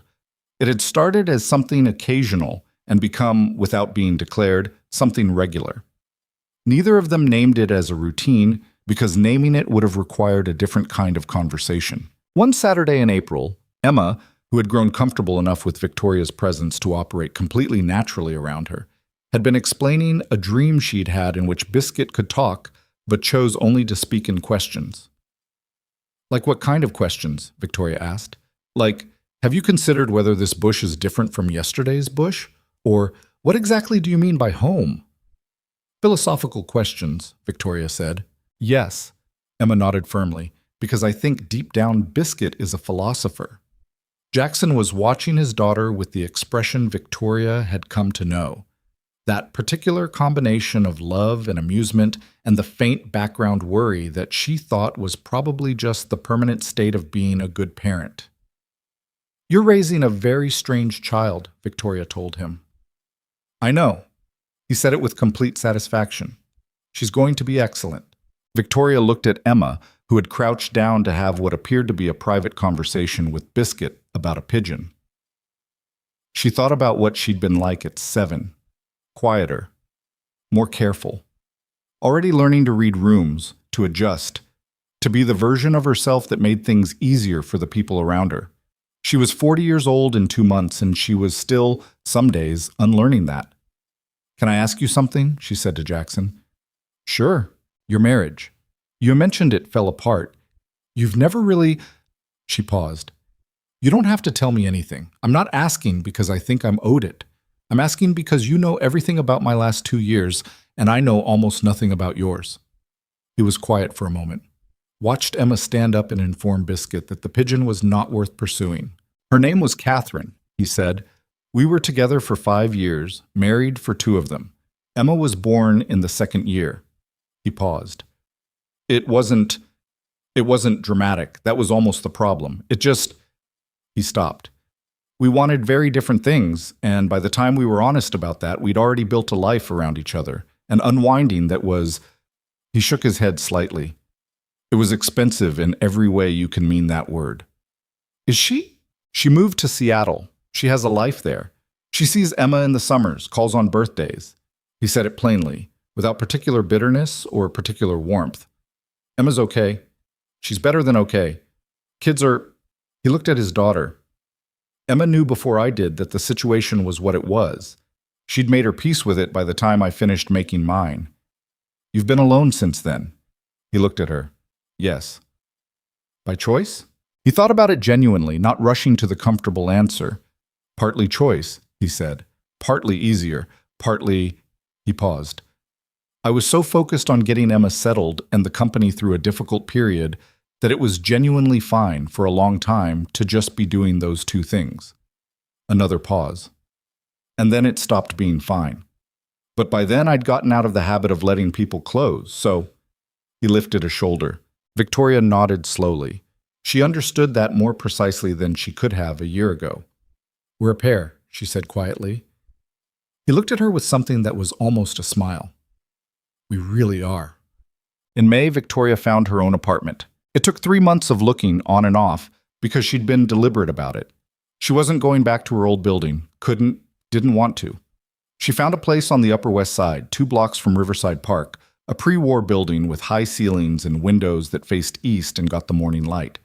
It wasn't as large as her previous apartment. It was considerably more expensive per square foot because of the neighborhood. She didn't care about either of those things. What she cared about was that when she walked through it the first time, it felt like a space she could breathe in. She signed the lease on a Tuesday afternoon, stood alone in the empty apartment afterward, and called Jackson. I found a place, she said. Yeah, where?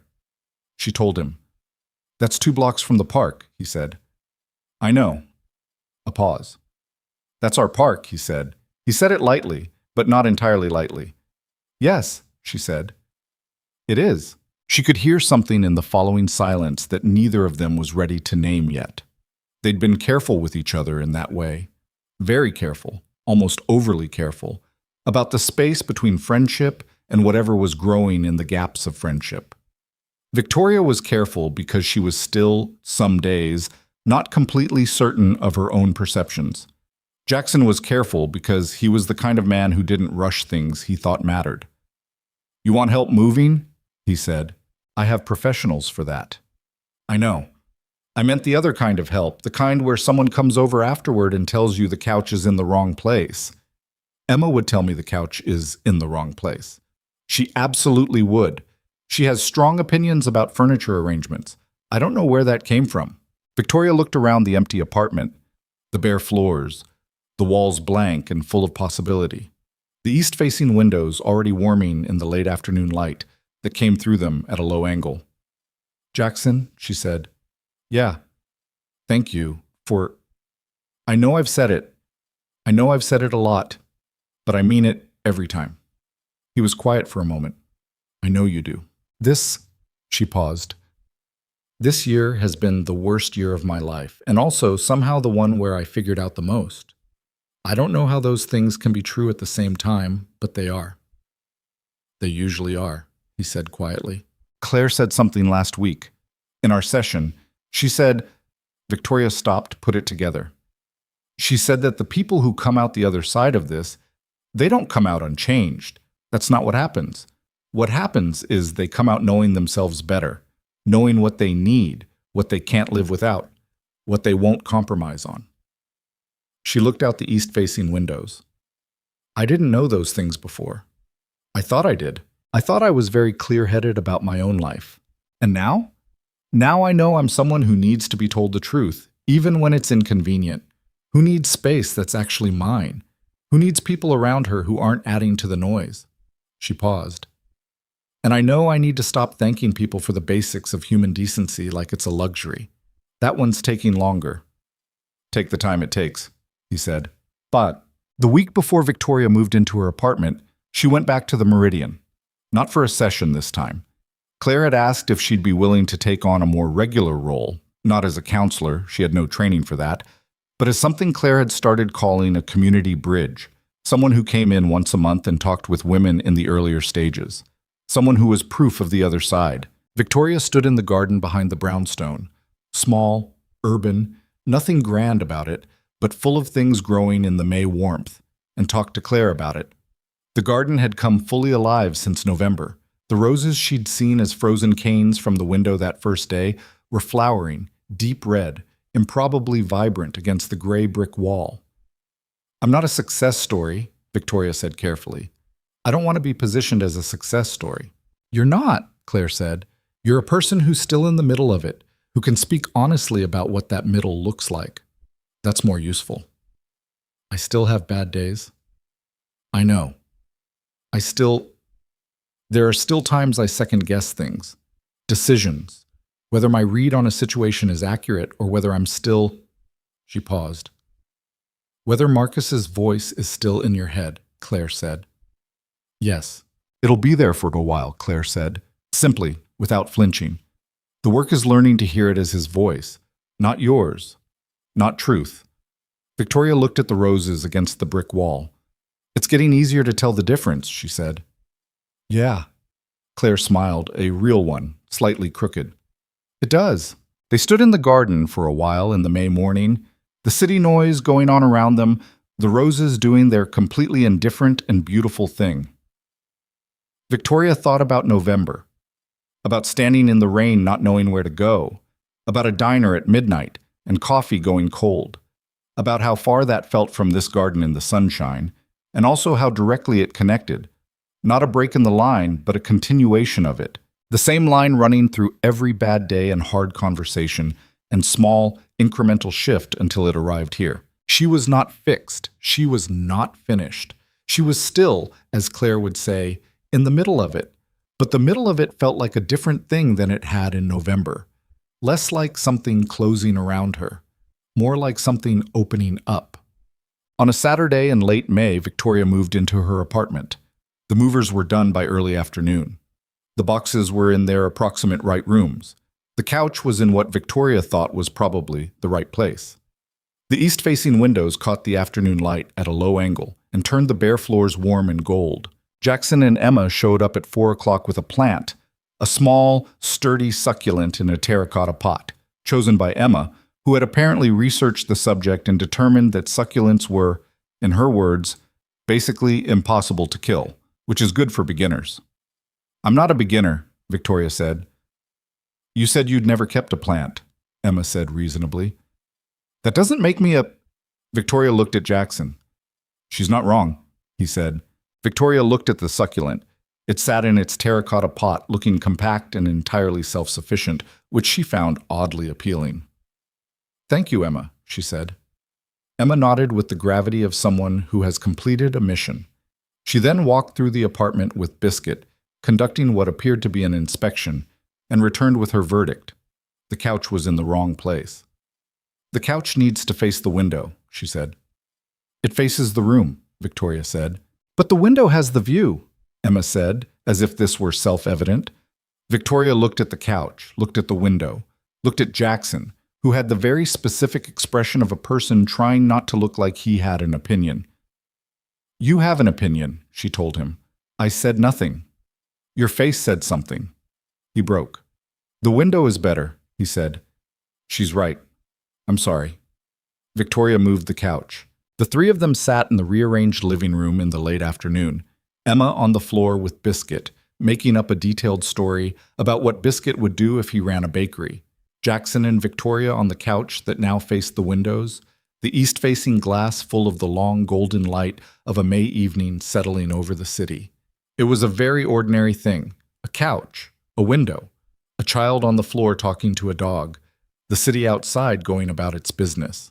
Victoria sat with her coffee and watched the light move and felt, carefully and without pushing at it too hard, something that might have been contentment.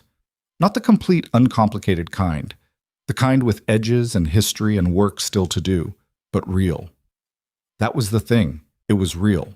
Summer came in hot and stayed that way. June in New York was the month that separated the people who loved the city unconditionally from the people who loved it with conditions. And this particular June was the kind that tested everyone. The heat sat on the streets in visible waves.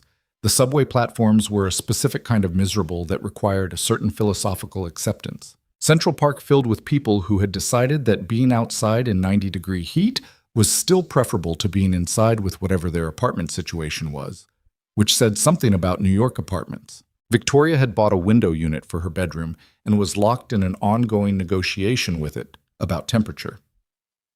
The living room, with its east-facing windows, was tolerable in the mornings, and then increasingly not tolerable as the afternoon progressed. She'd started doing most of her work at the small desk near the window before 9 a.m. and then retreating to the kitchen table, which got cross-ventilation from the hallway, which was almost adequate. It was the most mundane domestic problem she'd had in years, and she found it genuinely a relief. The succulent Emma had given her was on the windowsill and appeared to be thriving in conditions that Victoria herself found difficult. She'd named it, quietly and without telling anyone, Gerald. Gerald asked nothing of her, offered no opinions on her decisions, and was visibly contentedly alive despite minimal intervention. She found this relationship extremely satisfying. Her company was in the best shape it had been in 3 years. The proactive disclosure her lawyer had recommended, a careful, controlled acknowledgement of certain early decisions, framed with appropriate context and remediation steps, had gone better than expected. The board had been less alarmed than she'd feared. 2 of them had come to her privately afterward and said they respected the approach. The stock had dipped briefly and recovered. The analysts who covered her sector had written, with the particular confidence of people who hadn't known what was happening at the time, that Victoria Sterling had handled a complex regulatory moment with characteristic composure. She'd read that piece on a Tuesday morning and laughed until her eyes watered. The characteristic composure. They had no idea. She was still doing the monthly sessions at the Meridian. Claire had started calling her an asset, which Victoria had pushed back on. She was very conscious of not wanting the work she did there to become part of her professional identity, another line in a press release, another demonstration of her personal brand. It was something she did because it mattered, and because the women in those circles deserved honesty, not performance. The moment it became performance, she'd stop. She told Claire this, and Claire had said, "I know. That's exactly why you're good at it." On a Thursday evening in late June, she was sitting at her kitchen table with a glass of wine and a quarterly report she was annotating in the margins when it occurred to her to write the letter. She didn't know where the impulse came from exactly. She'd been thinking about the anniversary. It would be almost a year in November since the night of the gala, since the rain, since the diner.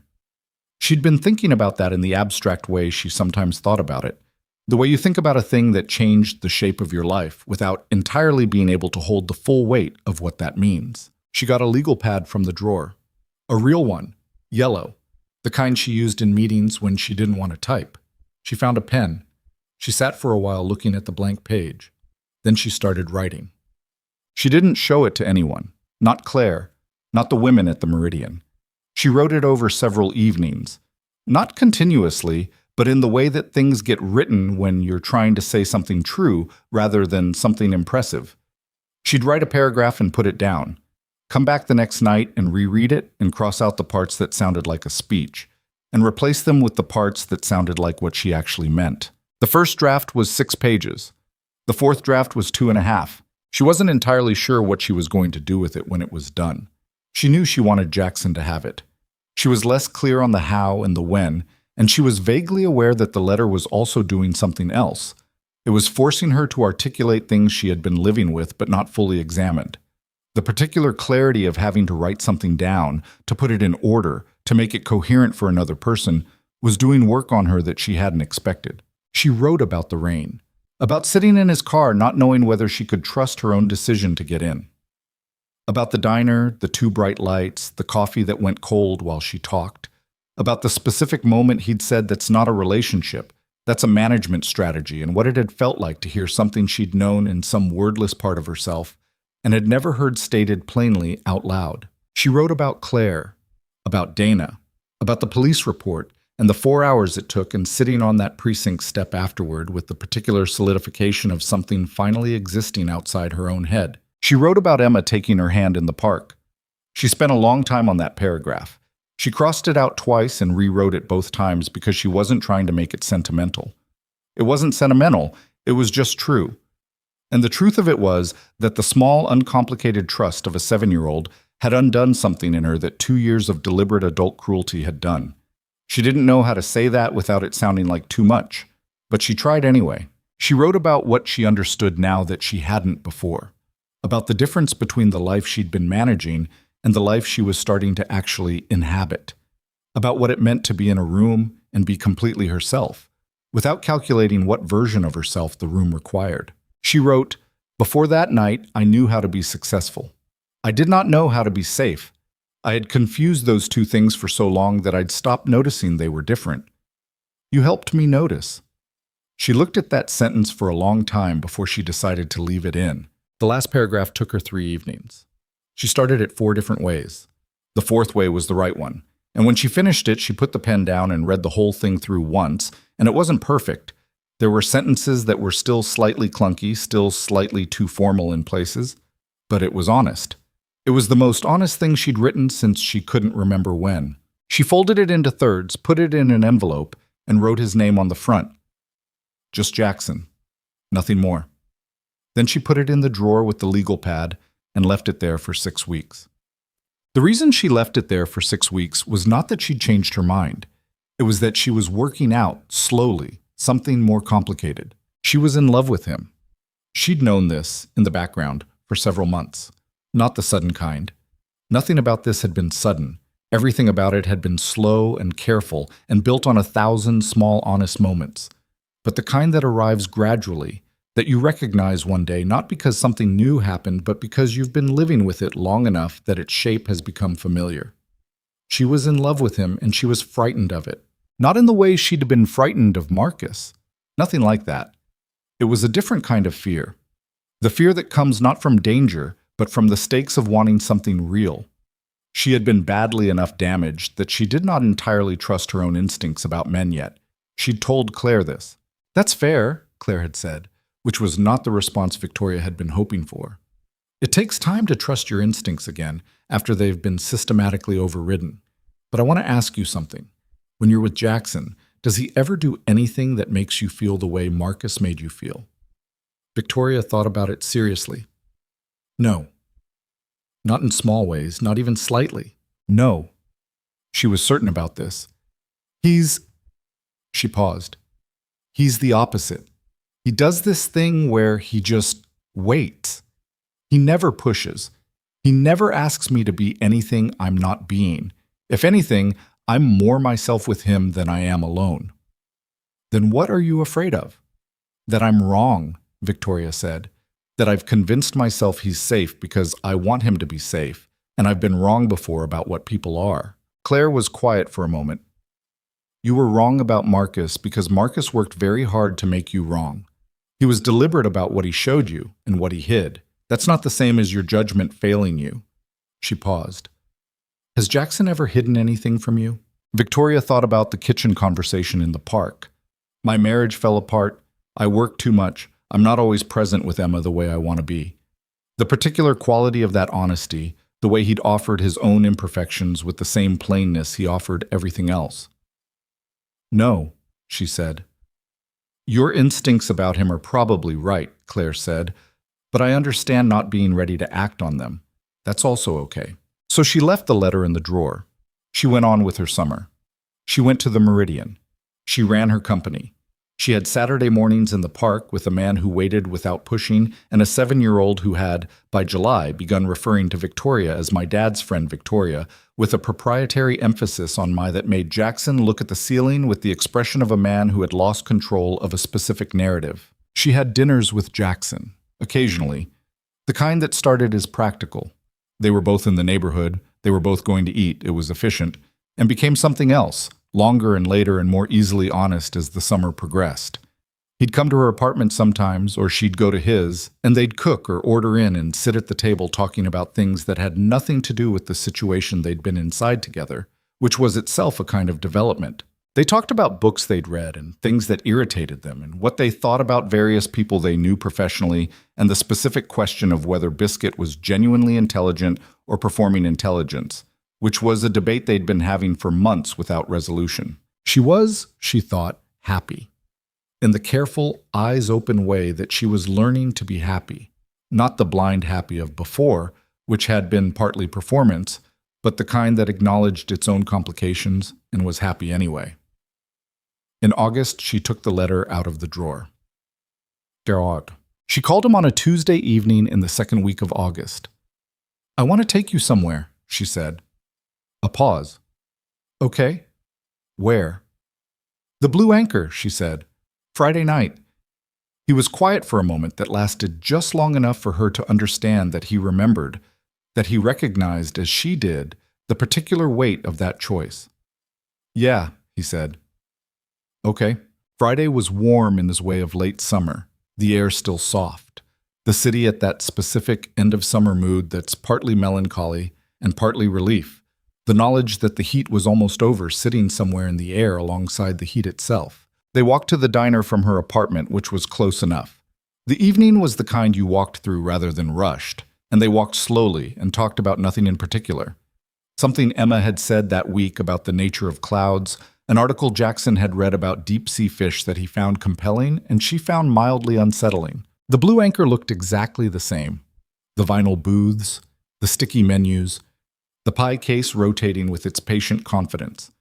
Donna was behind the counter, older, same, unbothered by the universe in the same specific way she had always been unbothered. She looked up when they came in. "Anywhere's fine, hun. Coffee?" "Please," Jackson said. "Two," Victoria said. They slid into the same corner booth. The overhead lights were exactly as too bright as they'd always been. The man at the counter was different, but occupied the same posture as the man who'd been there in November, bent over something elsewhere, entirely his own business. Victoria set the envelope on the table between them. Jackson looked at it. Her handwriting, his name. He looked up at her. "What is this?" "Read it," she said. He picked it up. She watched him open the envelope, unfold the pages, register that it was handwritten. 2.5 pages of her slightly cramped, precise handwriting that he'd seen on meeting notes and margin annotations, but never like this. She watched him read. She'd debated whether to watch him read it or look away, and she'd decided to watch because she'd spent enough of her life looking away from things she needed to see. She watched his face move through the letter. Not dramatically, he wasn't a man who expressed things dramatically, but in the small ways she'd learned to read over the past 8 months.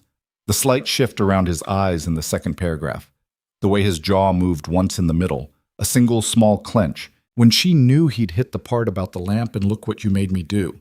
The stillness in his face when he reached the Emma paragraph, a particular quality of stillness that was different from his ordinary stillness. He read it twice. When he finished the second time, he folded the pages carefully along the original creases and put them back in the envelope. He set the envelope on the table. He looked at her for a moment without saying anything. "Say something," she said. Her voice was steady. She was surprised by this. "I don't know where to start," he said. "Anywhere." He looked at the envelope, then at her. "The part about Emma," he said, taking your hand. "What about it?" "I was going to tell her not to," he said. "I started to say something, and then I didn't, and I've thought about it since. Whether I made the right call." He paused. "I didn't say anything because she looked so... She just did it. No agenda. Just because she'd decided you were someone worth taking the hand of. And I thought, Emma has better instincts than me. Don't interfere." Victoria looked at him. "She has excellent instincts." "She really does." A pause. "She talks about you, you know, not constantly, but regularly. She has you filed somewhere important. Is that..." Victoria paused. "Does that complicate things? For you?" He thought about that genuinely. "It could have. It would have, if I'd let it. If I'd used it as a reason to keep more distance, because what if things didn't work out? And then there was Emma to think about." He looked at her. "But I realized I was doing the math backward. I was calculating the cost of things not working out instead of looking at what was actually in front of me." Donna arrived with coffee. She set it down with the efficiency of someone who had been setting coffee down for decades and had no interest in the conversations happening around the cups. She disappeared without comment. Victoria wrapped both hands around her mug, same as the first time, same gesture, same booth. She noticed it and thought she would probably think about that for the rest of her life. "Jackson, I know," he said, quietly, in the way he had of saying things that met her halfway before she'd finished saying them. "I'm not—" She stopped, tried again. Some days I'm still not sure I trust my own read on things. That's getting better, but it's not done." "I know. And I need to—" She paused. "I need things to be honest. I can't do anything that isn't honest. That's not a warning, that's not a warning to me," he said. "That's just who you are." She looked at him in the too bright light of a diner that had become, somehow, the most important room in her life. He looked back at her with the particular attention she'd known from the first night, the attention that had made her get in the car. That quality of actually being there, not managing the moment, but just in it, present, with no secondary agenda she needed to scan for. "I'm in love with you," she said. She said it the way she'd learned to say hard things, plainly, without dressing it up. "I wanted to say it directly because I'm done with indirection." He was quiet for a moment, not a long moment, the length of someone who had been thinking about something for a while and was now deciding to stop thinking and say it. "I know," he said. "Is that all you're going to—" "I love you too," he said. "I've been trying to give you space to get to it on your own timeline because I didn't want to be something else you were navigating. But, yeah." He looked at her without flinching. "Yeah, I do." She breathed out slowly. "Okay," she said. He almost smiled. "Okay? I've been working up to this for 6 weeks. I'm processing. Take your time." "You love me," she said, as if saying it out loud was how she was confirming it was real. "I do," he said simply. "For a while now." Outside the diner, the city did what it always did. Moved and hummed and didn't particularly care what was happening in the corner booth of a diner that had been open since 1987. A cab went past. Someone on the sidewalk was on their phone. The traffic light at the corner cycled through its colors with mechanical indifference. Inside, 2 people sat with their coffee in a booth that had seen every variety of late-night human situation, and they looked at each other in the too bright light, and neither of them reached for a polished thing to say. It was not simple after that. They hadn't expected it to be. Victoria had told Claire about the diner, all of it, the letter, what had been said, and Claire had sat with it for a moment in her professional way, and then said, "How do you feel?" "Terrified," Victoria said. "Good," Claire said. "If you weren't terrified, it would mean you weren't taking it seriously. That's not very comforting." "No," Claire agreed, "but it's true." The terror was specific. It lived in the moments where she caught herself adjusting, softening a statement, reading the room to figure out what version of herself would land best, and having to consciously stop and ask herself whether she was adjusting because the situation genuinely called for it or because she was back in old grooves. Usually it was neither. Usually it was just the habit of it. Grooves worn deep by 2 years of compulsory performance, and the recognition was enough to step out of them. But some days the recognition came late, and she'd be halfway through a conversation before she realized she'd been editing herself. And then she'd stop and say the things she'd been editing out, and Jackson would take it without difficulty, and she'd feel that specific frustration at herself that was, Claire said, also part of the process. Jackson had his own version of adjustment. He had spent 4 years in a carefully managed containment. He knew how to be present for Emma, present for work, present enough in social situations to function. He did not know, particularly, how to be present in the specific vulnerability of a relationship with another adult, how to let himself be seen in the particular way that loving someone required, without the distance he'd been maintaining out of habit and some residual damage from his marriage. He was better at saying the easy things than the difficult ones. Victoria noticed and told him. He acknowledged it and tried. Some days he got there on his own. Some days she had to wait for him to arrive at it, and waiting for him to arrive was different from waiting for someone who might be managing her. It was the ordinary wait of 2 people learning each other's rhythms. They were not always patient with each other. There was an argument in September, a real one. not the polite kind, about something that started as a logistical disagreement about Emma's birthday and revealed itself to be about something else entirely. Victoria feeling, without fully realizing it until she was in the middle of saying it, that she was sometimes on the outside of decisions about Emma's life in a way that she didn't know how to navigate because she hadn't been given a clear understanding of what role she was in. "I'm not asking to be her mother," she said, and her voice had an edge in it that she didn't particularly try to sand down. "I'm asking to understand what I am to her, what I'm supposed to be, because right now I'm doing a lot of guessing and I'm apparently guessing wrong." Jackson looked at her with the expression of someone who had been approached with a truth they weren't quite ready for and was deciding whether to meet it or step back from it. He met it. "You're right," he said. I've been figuring it out myself, and I haven't been including you in that figuring, and that's not fair to you." "No," she said. "It isn't." "I don't know exactly what to call it either," he said. "I don't have language for it that doesn't feel like too much or too little." "Then let's find the language," she said. "Together. That's my whole point." They sat with it for a while. The finding took several conversations, over several weeks, none of them entirely comfortable, all of them necessary. What they arrived at was not a clean category, but a genuine understanding that Victoria was who she was to Emma, which was someone Emma had decided to trust and care about, and that the role would define itself through what they actually did rather than what they called it. That Emma, at 7 going on 8, was not confused by this, even if the adults were, because Emma had the gift of caring about whether people were good rather than whether they fit a recognizable label. Emma herself, when Jackson tried to have a version of this conversation with her, had listened seriously and then said, "Dad, I know who Victoria is." "What do you mean?" "She's Victoria," Emma said. "She's ours." She had the tone of someone explaining something obvious to someone who has overcomplicated it. "Can I watch one more episode?"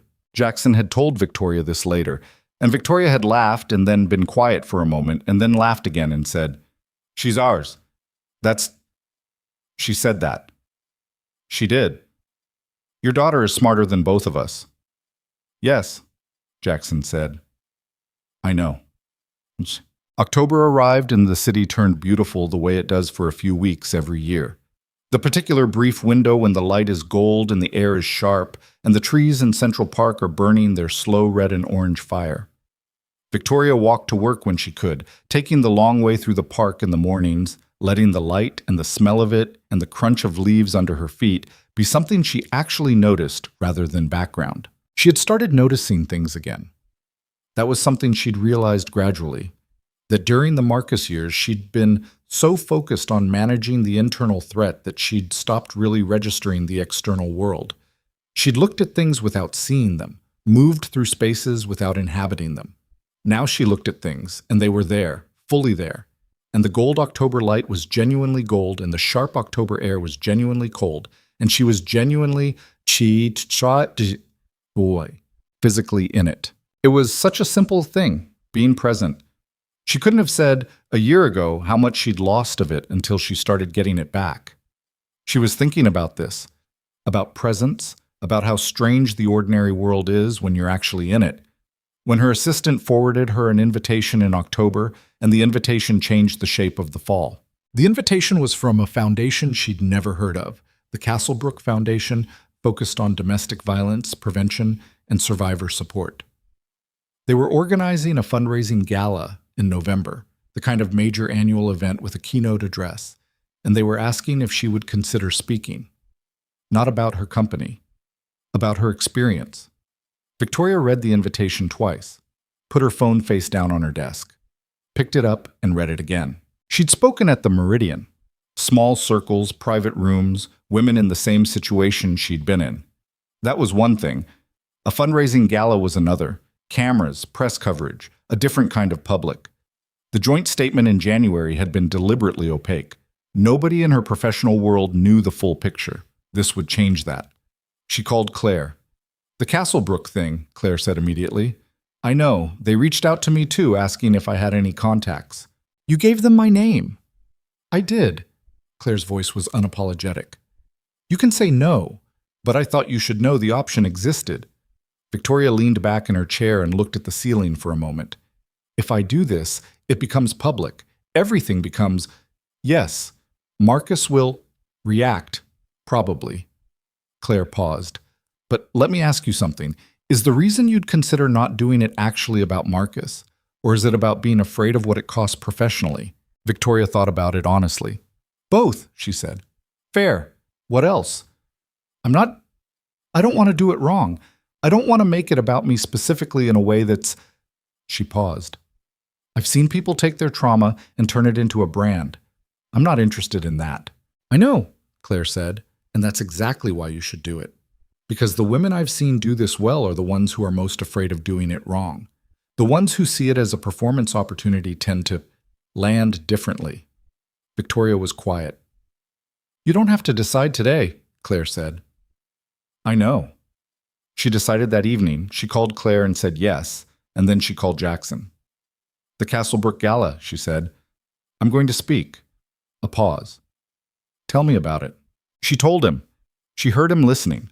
The particular quality of his attention that she'd been trying, for months, to stop being surprised by because she kept expecting it to diminish and it didn't. Are you scared? He said. Extremely. Good, he said, and he sounded so much like Claire when he said it that she almost laughed. Everyone keeps telling me that being scared means I'm taking it seriously. Because it's true. He paused. I'll be there. If you want me there, I want you there. Then I'll be there. She spent 3 weeks writing the speech. It went through more drafts than the letter had. Not because the letter had been easier, but because the letter had been private, and this was not going to be private, and the difference in audience changed what she was trying to do. She wasn't writing for one person who already knew her. She was writing for a room full of people who knew the name Victoria Sterling and thought they knew what that meant. She was also, increasingly, writing it for herself. She brought it to Claire one Tuesday and read it aloud, which was something she hadn't done before, so she'd written speeches but never read them to anyone before delivery, because reading them aloud felt too exposed, too much like being seen in the making of something. Claire listened with her eyes closed. When Victoria finished, Claire opened her eyes and said, "Cut the third paragraph." Victoria looked at it. That's the part about the statistics, Claire said. I know. The statistics are accurate, and they're not what's going to stay with anyone in that room. She paused. The thing that's going to stay is the thing you said about the diner, about telling the truth out loud for the first time. That's the thing that will make someone in that room feel less alone. Victoria looked at the speech. Cut the third paragraph. She rehearsed it in her apartment, standing at the window that faced east, talking to Gerald the succulent, who was a non-judgmental audience. She rehearsed it until she could get through it without the paper, not because she planned to deliver it from memory, but because she wanted to know it was in her body, not just on the page. On the morning of the event, a Friday in November, almost exactly 1 year after a rainy night and a diner and a card with a phone number, she stood in her bathroom in the early morning light and looked at herself in the mirror for a moment. She looked tired. She always looked slightly tired these days, not from exhaustion, but from the specific quality of someone who is working hard on something real. She had lines at the corners of her eyes that hadn't been there last November or hadn't been visible, and her face had a particular quality, open, slightly harder than before, nothing performed in it, that she didn't entirely recognize from earlier photographs of herself. She thought about this woman who had stood in the rain a year ago, not as a stranger. She had no interest in pretending that version of herself had been someone else, the way some people tried to distance themselves from the worst versions of their own lives. That woman had been her, had been frightened and isolated and had run out of excuses for why leaving wasn't possible and had, finally, gotten into a car.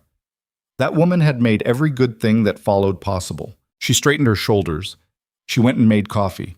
At 7:30, Jackson texted, "Emma made you something. She says you should read it tonight after, not before." Direct quote, "Tell her before makes you think too hard." Victoria stared at that for a long moment. She typed back, "Tell her I'll wait." She put her phone in her bag. She picked up the speech. She went to do the things she'd decided to do.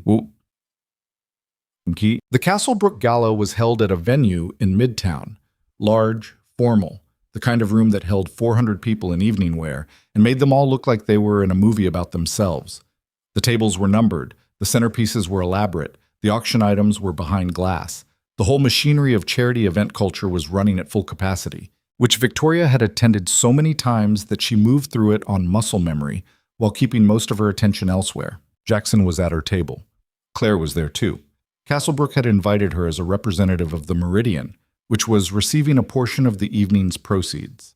They sat together through the dinner and the presentations and the early auction with the particular ease of three people who had been through enough together that formal settings were simply formal settings, not something to be managed. At 9:15, Victoria was introduced by the Foundation's executive director, a woman named Patricia Harlow, who had the specific energy of someone who had been running on cause and caffeine for 30 years and had no intention of slowing down.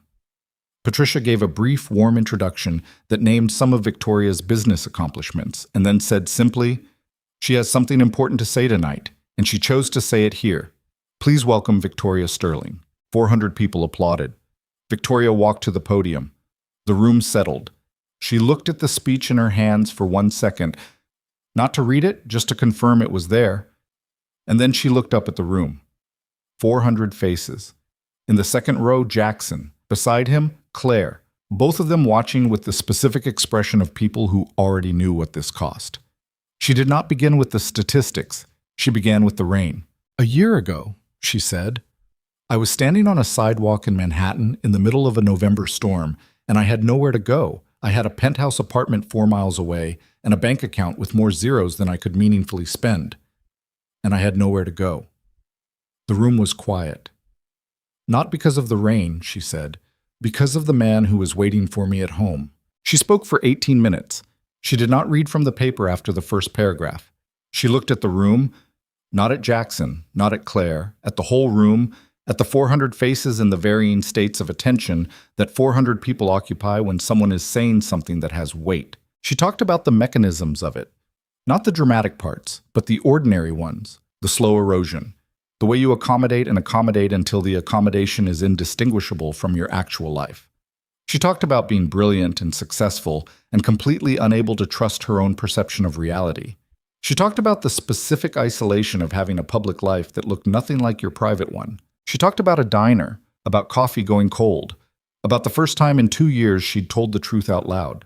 She said, "I spent a long time believing that asking for help was weakness. I'd been taught that by a lot of different teachers over a lot of years. The woman my fiancé needed me to be, the professional world I'd been operating in since I was 22. Both of them taught me the same thing. Need nothing, show nothing, keep moving." She paused. "The most important thing I've learned this year," she said, "is that the bravest thing I ever did was get into a stranger's car in the rain because I'd run out of reasons not to." She looked at the room for a moment, 400 people in various states of stillness.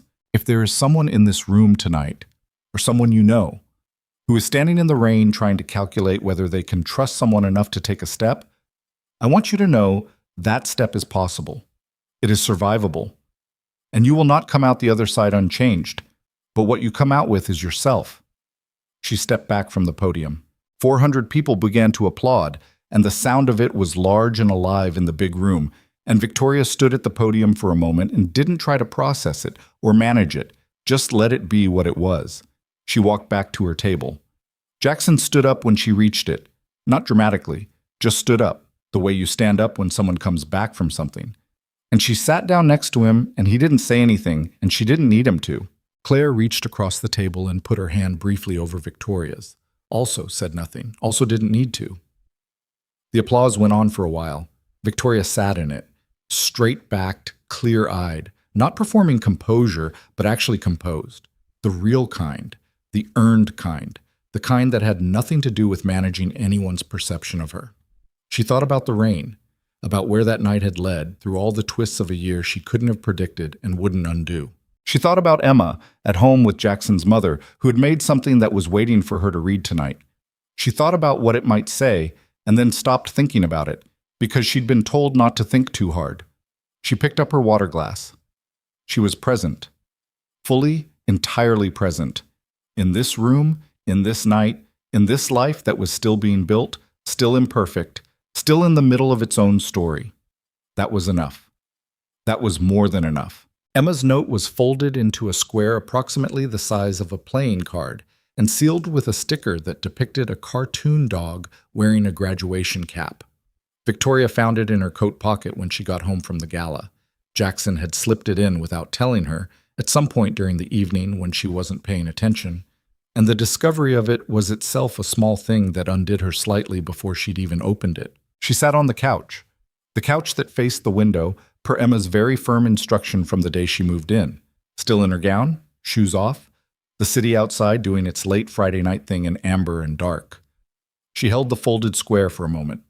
The cartoon dog looked up at her with the serene confidence of a dog who has just received a diploma and considers this entirely deserved. She opened it. Emma's handwriting was the handwriting of a second grader working very hard, large, slightly uneven, each letter considered individually before being committed to the page. It read, "Dear Victoria, I hope your speech was good. Dad says you worked very hard on it. I think you are brave. Biscuit also thinks so, but he can't write. From Emma and Biscuit." Victoria sat with that for a long time. She was not a person who cried easily. She had trained herself out of it for years, because crying in the world she'd operated in was something that got noted and filed away and used, and she'd learned to feel things in other ways, quieter ways, ways that didn't show. But sitting on her couch in her gown at 11:30 at night, with Emma's careful handwriting in her hands, she didn't try to manage it, and for a few minutes she just let it be what it was. She texted Jackson. "I found the note." He was still up. She'd expected he would be. He texted back in under a minute. She dictated it 4 times. The third version had a drawing of you at a podium, but she said the head was wrong, so she started over. Victoria looked at the note again. "I think you are brave." She thought about what it had cost her to be brave, and what it had given back, and how those two things were not separate calculations but the same one. She thought about a year of Tuesdays in Claire's office, and a year of bad days and good days, and the slow, non-linear work of learning to inhabit her own life again. She thought about standing at that podium tonight, 400 people, the rain in her first sentence, and not flinching. She was brave. She supposed that was true now. Not because she'd stopped being frightened. She was still frightened of things regularly. The fear had not gone anywhere. But because she'd learned at considerable cost that fear and movement were not mutually exclusive. You could be terrified and still take the step. You could have no guarantee of the landing and still jump. She'd learned that from a cold diner at midnight, from a man who asked real questions and waited for real answers, from a 7-year-old who took her hand without asking, and a sister who said you don't owe him an explanation at exactly the right moment. She folded Emma's note back along its original creases. She put it on the coffee table where she would see it in the morning. She went to bed. She slept, for the first time in recent memory, without waking once. The aftermath of the speech moved through Victoria's professional world the way these things move, quickly, incompletely, with the particular distortion that public attention applies to anything private. By Saturday morning, there were pieces online. By Sunday, there were more. The tone of most of them was respectful. A few were sensationalized. One had a headline that made her close her laptop and go for a walk around the block before she could look at anything else. She had expected this. She had prepared for it, or prepared as much as you can for the experience of your private life becoming public property. What she had not entirely prepared for was the volume of messages. They came through every channel: her company's public email, her assistant's inbox, her personal accounts, messages from women she'd never met, from women who had heard her speak at the Meridian, from women who had been in situations like hers, or worse, or different but recognizable, from women who said, "I heard you say the thing about standing in the rain and I understood it exactly." She couldn't respond to all of them. She couldn't respond to most of them. But she read them, all the ones her assistant forwarded, sitting at her kitchen table on Sunday morning with coffee that went cold while she read. And she let them land rather than filtering them through the professional management instinct that wanted to process everything into a strategic response. One message was from a woman who said she had been sitting in her car in a parking garage for 40 minutes on Friday night trying to decide whether to go home, and she'd seen a clip of the speech on her phone, and she'd called a number instead of going home. The message was 3 sentences long. It didn't ask for anything. Victoria read it 5 times. She called Claire.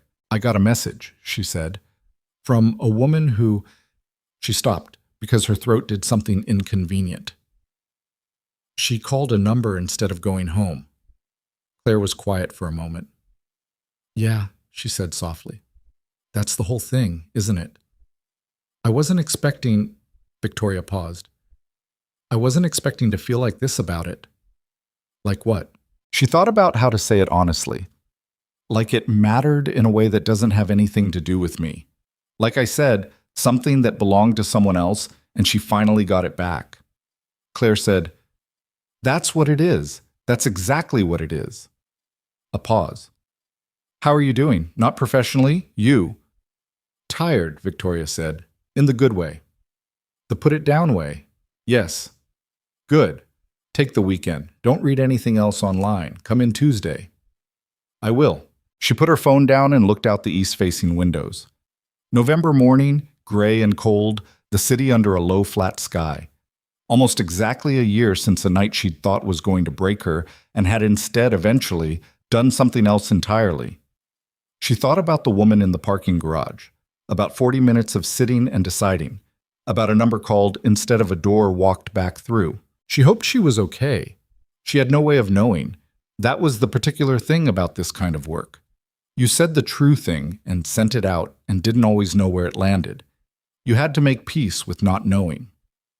She made a second cup of coffee and sat with the not knowing and found it more tolerable than she'd expected. Marcus Vane, for his part, responded to the speech the way she'd known he would. Not publicly, because public response would have required acknowledging the speech, which would have required acknowledging the subject of it, which he was not going to do. His lawyer sent her lawyer a letter on Monday that was 3 pages of carefully constructed language amounting to a strongly worded nothing. There was nothing legally actionable in what she'd said. She had named no names. She had been precise about what she could substantiate. Her own lawyer had reviewed the speech twice, and his lawyer knew it, and her lawyer knew it, and the letter was what it was, a reminder that he was still there, still watching, still the kind of man who responded to losing control with the performance of control.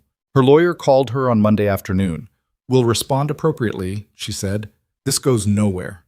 I know, Victoria said. Are you okay? Yes. She meant it. I genuinely am. She'd expected to feel more. She'd spent a year expecting that Marcus would feel like a larger ongoing presence in her life, a threat she had to keep monitoring, a weight she had to keep accounting for. What she found, increasingly, was that he was diminishing, not because he'd changed or become less dangerous in the abstract, but because she had changed. The thing he'd had leverage over was her fear, and the fear was smaller than it used to be. Not gone. She wasn't naive about that, but smaller and shrinking. Claire had a term for this. Graduated exposure. Every time you did the thing that scared you, filed the report, left the building, stood at the podium, the fear lost a fraction of its authority. The thing you'd been afraid would destroy you didn't destroy you. The next time it was slightly less powerful. This was not a clean process. It was not linear, but it was real. Victoria was living proof of it.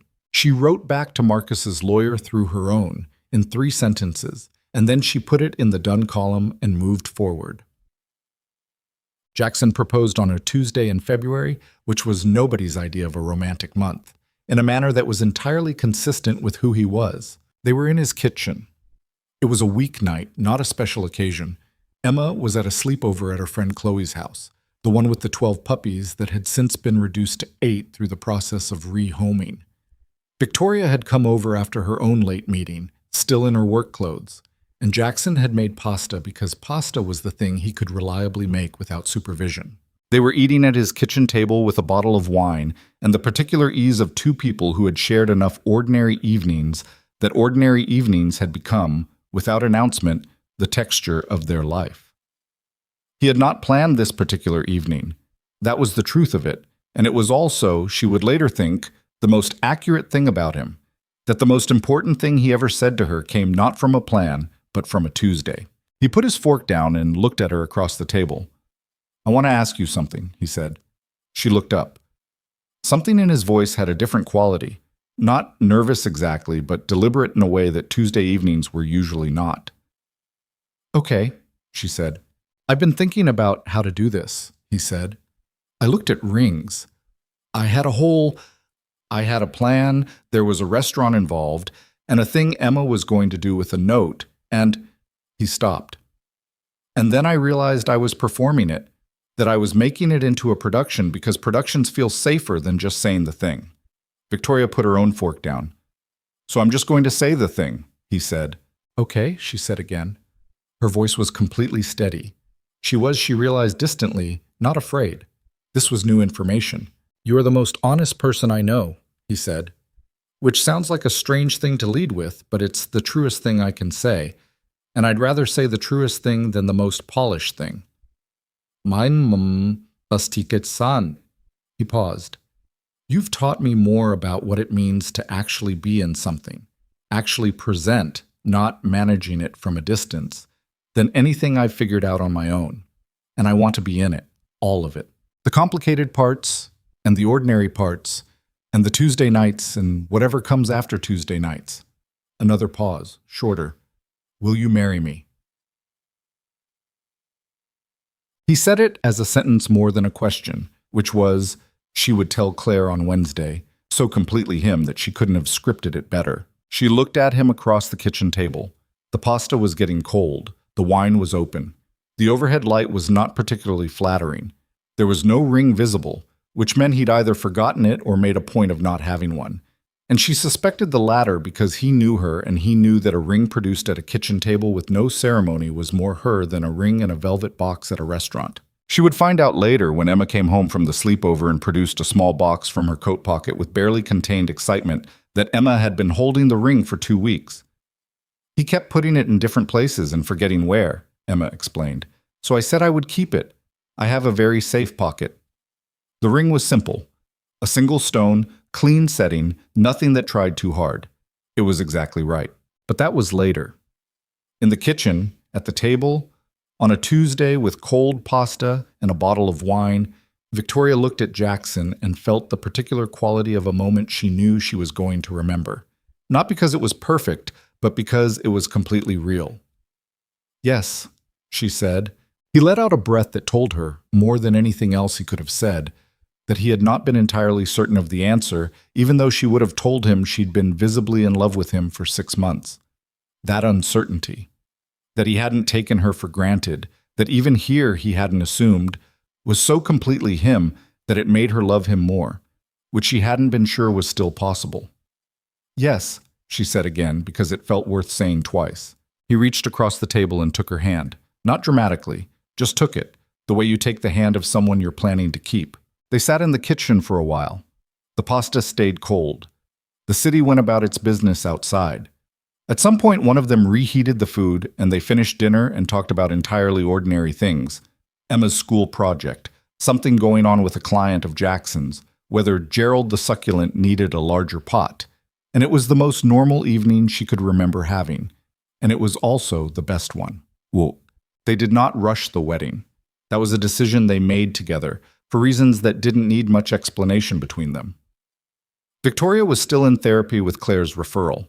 Not every week anymore, but regularly, because she'd come to understand that therapy was not something you did until you were fixed and then stopped, but something you did the way you maintained anything that mattered. Jackson had his own version of this. He'd started seeing someone in the fall, quietly, at Claire's suggestion, to work through some of the things the previous 4 years had built up in him that he'd been managing rather than processing. He hadn't announced it. He told Victoria because he told her things now, and she'd said simply, good. Emma, when they told her, on a Saturday morning in the park, which felt right, the three of them, and Biscuit in the February cold, had listened to the whole explanation and then said, so Victoria's going to live with us? That's the idea, Jackson said. Emma looked at Victoria. You can have the room next to mine, she said. But Biscuit sleeps where Biscuit decides. I don't control that. I understand, Victoria said seriously. Okay. Emma seemed satisfied. She looked at Biscuit, who was engaged with something in the frozen grass. Biscuit, Victoria is staying. Biscuit looked up briefly and then returned to the grass. He heard, Emma reported. They got married in September. Not a large wedding. Neither of them wanted a large wedding. Both of them had been inside the machinery of large social events, enough to have no appetite for organizing one. 40 people, in the garden of a small estate in Connecticut that belonged to an old friend of Jackson's who had been trying to lend it out for a wedding for years, and was genuinely delighted when someone finally took him up on it. The garden was full of late summer things. Roses past their peak, but still there, zinnias in orange and yellow. The particular warm gold of September afternoon light that lands differently than any other months. Victoria had not hired a decorator. She'd asked Claire to help her think through what she actually wanted, rather than what a wedding was supposed to look like. And what she'd wanted was something that felt like the conversation she'd had in that garden at the Meridian, human-sized, honest, nothing performing anything. She wore a dress that was not white, a deep ivory, almost the color of old paper, simple cut, nothing that required management. She had not hired a makeup artist. Her hair was done by a friend who was not a professional, but who had good hands and better judgment. There was a small smear of mascara under her left eye by the time they got to the vows that nobody fixed, and she didn't try to fix it. And in the photograph from that moment, the one Claire took, slightly crooked, the September garden soft in the background, she looked more like herself than in any professional photograph ever taken of her. Emma was her flower girl, a role she'd accepted with great seriousness and then executed with characteristic pragmatism. She walked down the aisle scattering petals with the focused efficiency of someone completing a task rather than performing one. And when she reached the front, she stood next to Jackson and looked up at him and said, just loud enough for the front rows to hear, "I didn't drop any." There was laughter, the good kind, the kind that softens rooms. Jackson looked at Victoria when she reached him, and his face had the particular expression she had come to know as his most unguarded one. Not composed, not managing anything, just there, completely there, looking at her with an openness that she still sometimes found slightly astonishing in a man who had spent years developing very effective distances. The vows were their own, no script, no borrowed language. He said, "I choose honesty with you over comfort. I choose presence over distance. I choose this, every day, whatever this looks like, the good days and the Tuesday nights and the days that are hard to get through. I choose you, all of you, exactly as you are." She said, "I spent a long time not trusting my own instincts. The best instinct I ever had was getting into your car in the rain. I'm still here because of it. I will keep being here. That's my vow. I will keep showing up, fully, for this." 40 people in a September garden. Claire was in the third row and did not try to manage her expression, and did not need to. There were things that didn't resolve cleanly, because that's how life works rather than how stories prefer to work. Victoria's company went through a difficult quarter in the winter following the wedding, an acquisition that didn't land the way she'd projected, a board meeting that went long and rough, 2 weeks of 14-hour days, and coming home tired in ways that were harder to talk about than the straightforward crisis kinds of tired. Jackson had his own version in spring, a business decision that turned out to be wrong, the specific humiliation of being publicly wrong about something you'd been confident about, the quiet difficulty of absorbing that without retreating into the management distance he'd been trained out of. They were not always patient with each other during those periods. There were evenings where Victoria was too depleted to be fully present, and Jackson picked up the slack and did it without resentment, but also without entirely hiding that he was doing it. There were mornings where Jackson went quiet in a way that wasn't his good quiet, and Victoria had to decide whether to push or wait. And sometimes she chose wrong.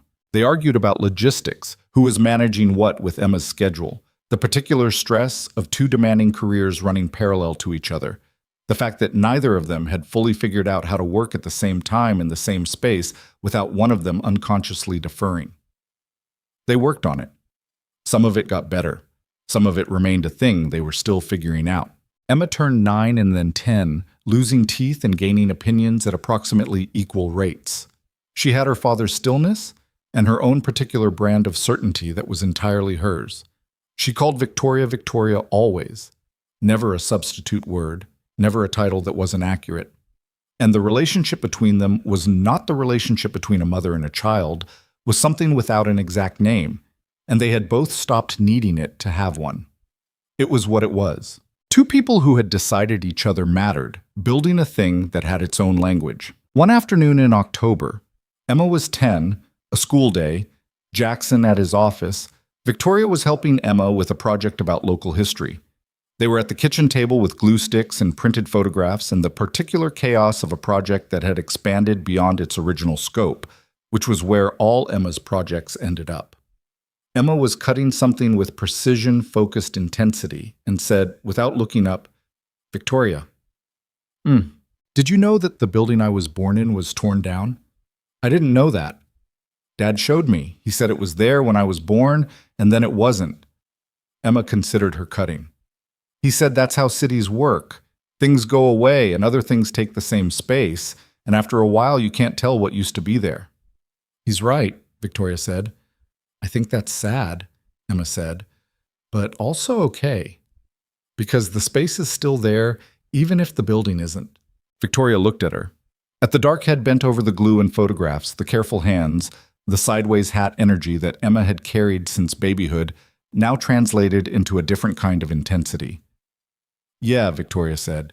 That's a good way to think about it." Emma looked up. She had her father's eyes and her own expression, and she looked at Victoria with the frank assessment she'd always had, the one that had never been anything but direct. "Are you okay?" she asked. She asked it the way Jackson asked it, not as a formula. "I'm good," Victoria said, and meant it. Emma held the look for a moment longer than necessary, apparently satisfied by whatever she found, and went back to her cutting. Victoria looked at the kitchen, the real kitchen of a real life, flour on the counter from the weekend, a permission slip Emma needed signed sitting under a magnet on the refrigerator, Biscuit's water bowl by the back door, Gerald the succulent, which had indeed needed a larger pot and had been repotted twice and was now an architectural presence on the kitchen windowsill, full of a vitality that seemed slightly excessive for a plant that required so little. The permission slip. She picked it up and signed it because she knew where the pens were and Emma would need it tomorrow. She set it back under the magnet. She sat down at the kitchen table and picked up the glue stick. "Tell me what needs to go where," she said. Emma pointed. They worked in the comfortable quiet of people who have been in enough rooms together that the quiet doesn't need filling, the October afternoon light coming through the kitchen windows at the low angle of the season, the city outside doing what it always did. The following November, 2 years to the month from the night of the gala, the rain, the diner, Claire organized a small event at the Meridian. Not a fundraiser, not a formal gathering, just a dinner for some of the women who had been part of the center's work that year, in the room with the mismatched chairs and the window onto the garden. Victoria came. She sat at a table with 8 other women and ate lasagna that someone had made in the center's kitchen and talked for 3 hours about things that were difficult and things that were less difficult than they used to be. One of the women was someone she'd spoken with in the monthly sessions earlier that year. She was doing well, cautiously, in the particular way of someone who is still building confidence in new conditions. One was a woman Victoria had never met, 2 weeks out of a situation, barely speaking, sitting with her hands wrapped around a water glass and her eyes moving around the room in the scanning way Victoria recognized from her own early weeks. She made sure to sit near that woman during the meal, not across from her, next to her, so there was no pressure of eye contact, just presence. At one point, the woman said quietly, to the table more than to anyone specifically, "I don't know how long it takes." Nobody rushed to answer. Victoria said, "Different for everyone. There's no schedule." She paused. "But it does take. That part happens." The woman looked at her sideways, something in her face that was exhausted and wanting to believe something. "Okay," she said, quietly. "Yeah," Victoria said. "Okay." After the dinner, Victoria and Claire stood in the garden for a while. It was cold, properly cold, November having settled in for real, the bare canes of the roses tied back up for winter, exactly as they'd been when Victoria first looked at them from the window 2 years ago. The same garden, different light. "How are you doing?" Claire said. She said it in the off-the-clock way, not the professional way. "Good," Victoria said. "Really good, with the ordinary complications." "Ordinary complications are what good looks like." "I know." Victoria looked at the rose canes, at the bare structure of them, patient in the cold, carrying whatever they needed to carry through winter to get to spring. "Claire." "Yeah. I want to do more, not just the monthly sessions. I've been thinking about, I have resources, I have connections, I know people in law and in finance who could help women in complicated situations navigate the parts that are about money and leverage rather than just the emotional parts. She paused. I want to build something. With your input, under your guidance. Not a vanity project, actual infrastructure. Claire looked at her for a moment. I've been waiting for you to say that for about 6 months. Why didn't you ask? Because it needed to come from you. If I'd asked, it would have been for me. It needed to be yours. Victoria looked at the garden, at the bare and patient roses, at the small, scrappy resilience of things that go dormant for winter and come back in spring as themselves, not as diminished versions of themselves. It's mine, she said. I know, Claire said. Let's build it. Must. Jackson was awake when she got home that night. He was in the living room with a book he wasn't fully reading, the lamp on, the couch facing the window the way Emma had decreed and Victoria had never changed. Biscuit was in his customary position at the far end of the couch, occupying significantly more space than a dog his size should have required. How was it? Jackson asked. She sat down beside him, the familiar weight of the evening in her bones. Not heavy, just full. Good, she said. We're going to build something, Claire and I, something real. He looked at her with the expression she knew best from him, that particular attentiveness, the quality of actually listening that she had decided 2 years ago was the most quietly extraordinary thing about him, and that she thought, now, was the thing she would still be grateful for when she was 80. Tell me, he said. So she told him. The whole shape of it, what she'd been thinking, what she'd said to Claire, the infrastructure she wanted to build. He listened the way he always listened, without managing the conversation or steering it, and asked questions that showed he'd heard not just the content, but the weight of it, what it meant to her. Outside, the November wind moved through the street. The city lights reflected off the low clouds and the particular orange glow of a New York night. The couch was warm. Biscuit was making small sounds that Emma claimed were philosophical, and Jackson claimed were just dog sounds, and Victoria had decided were probably both.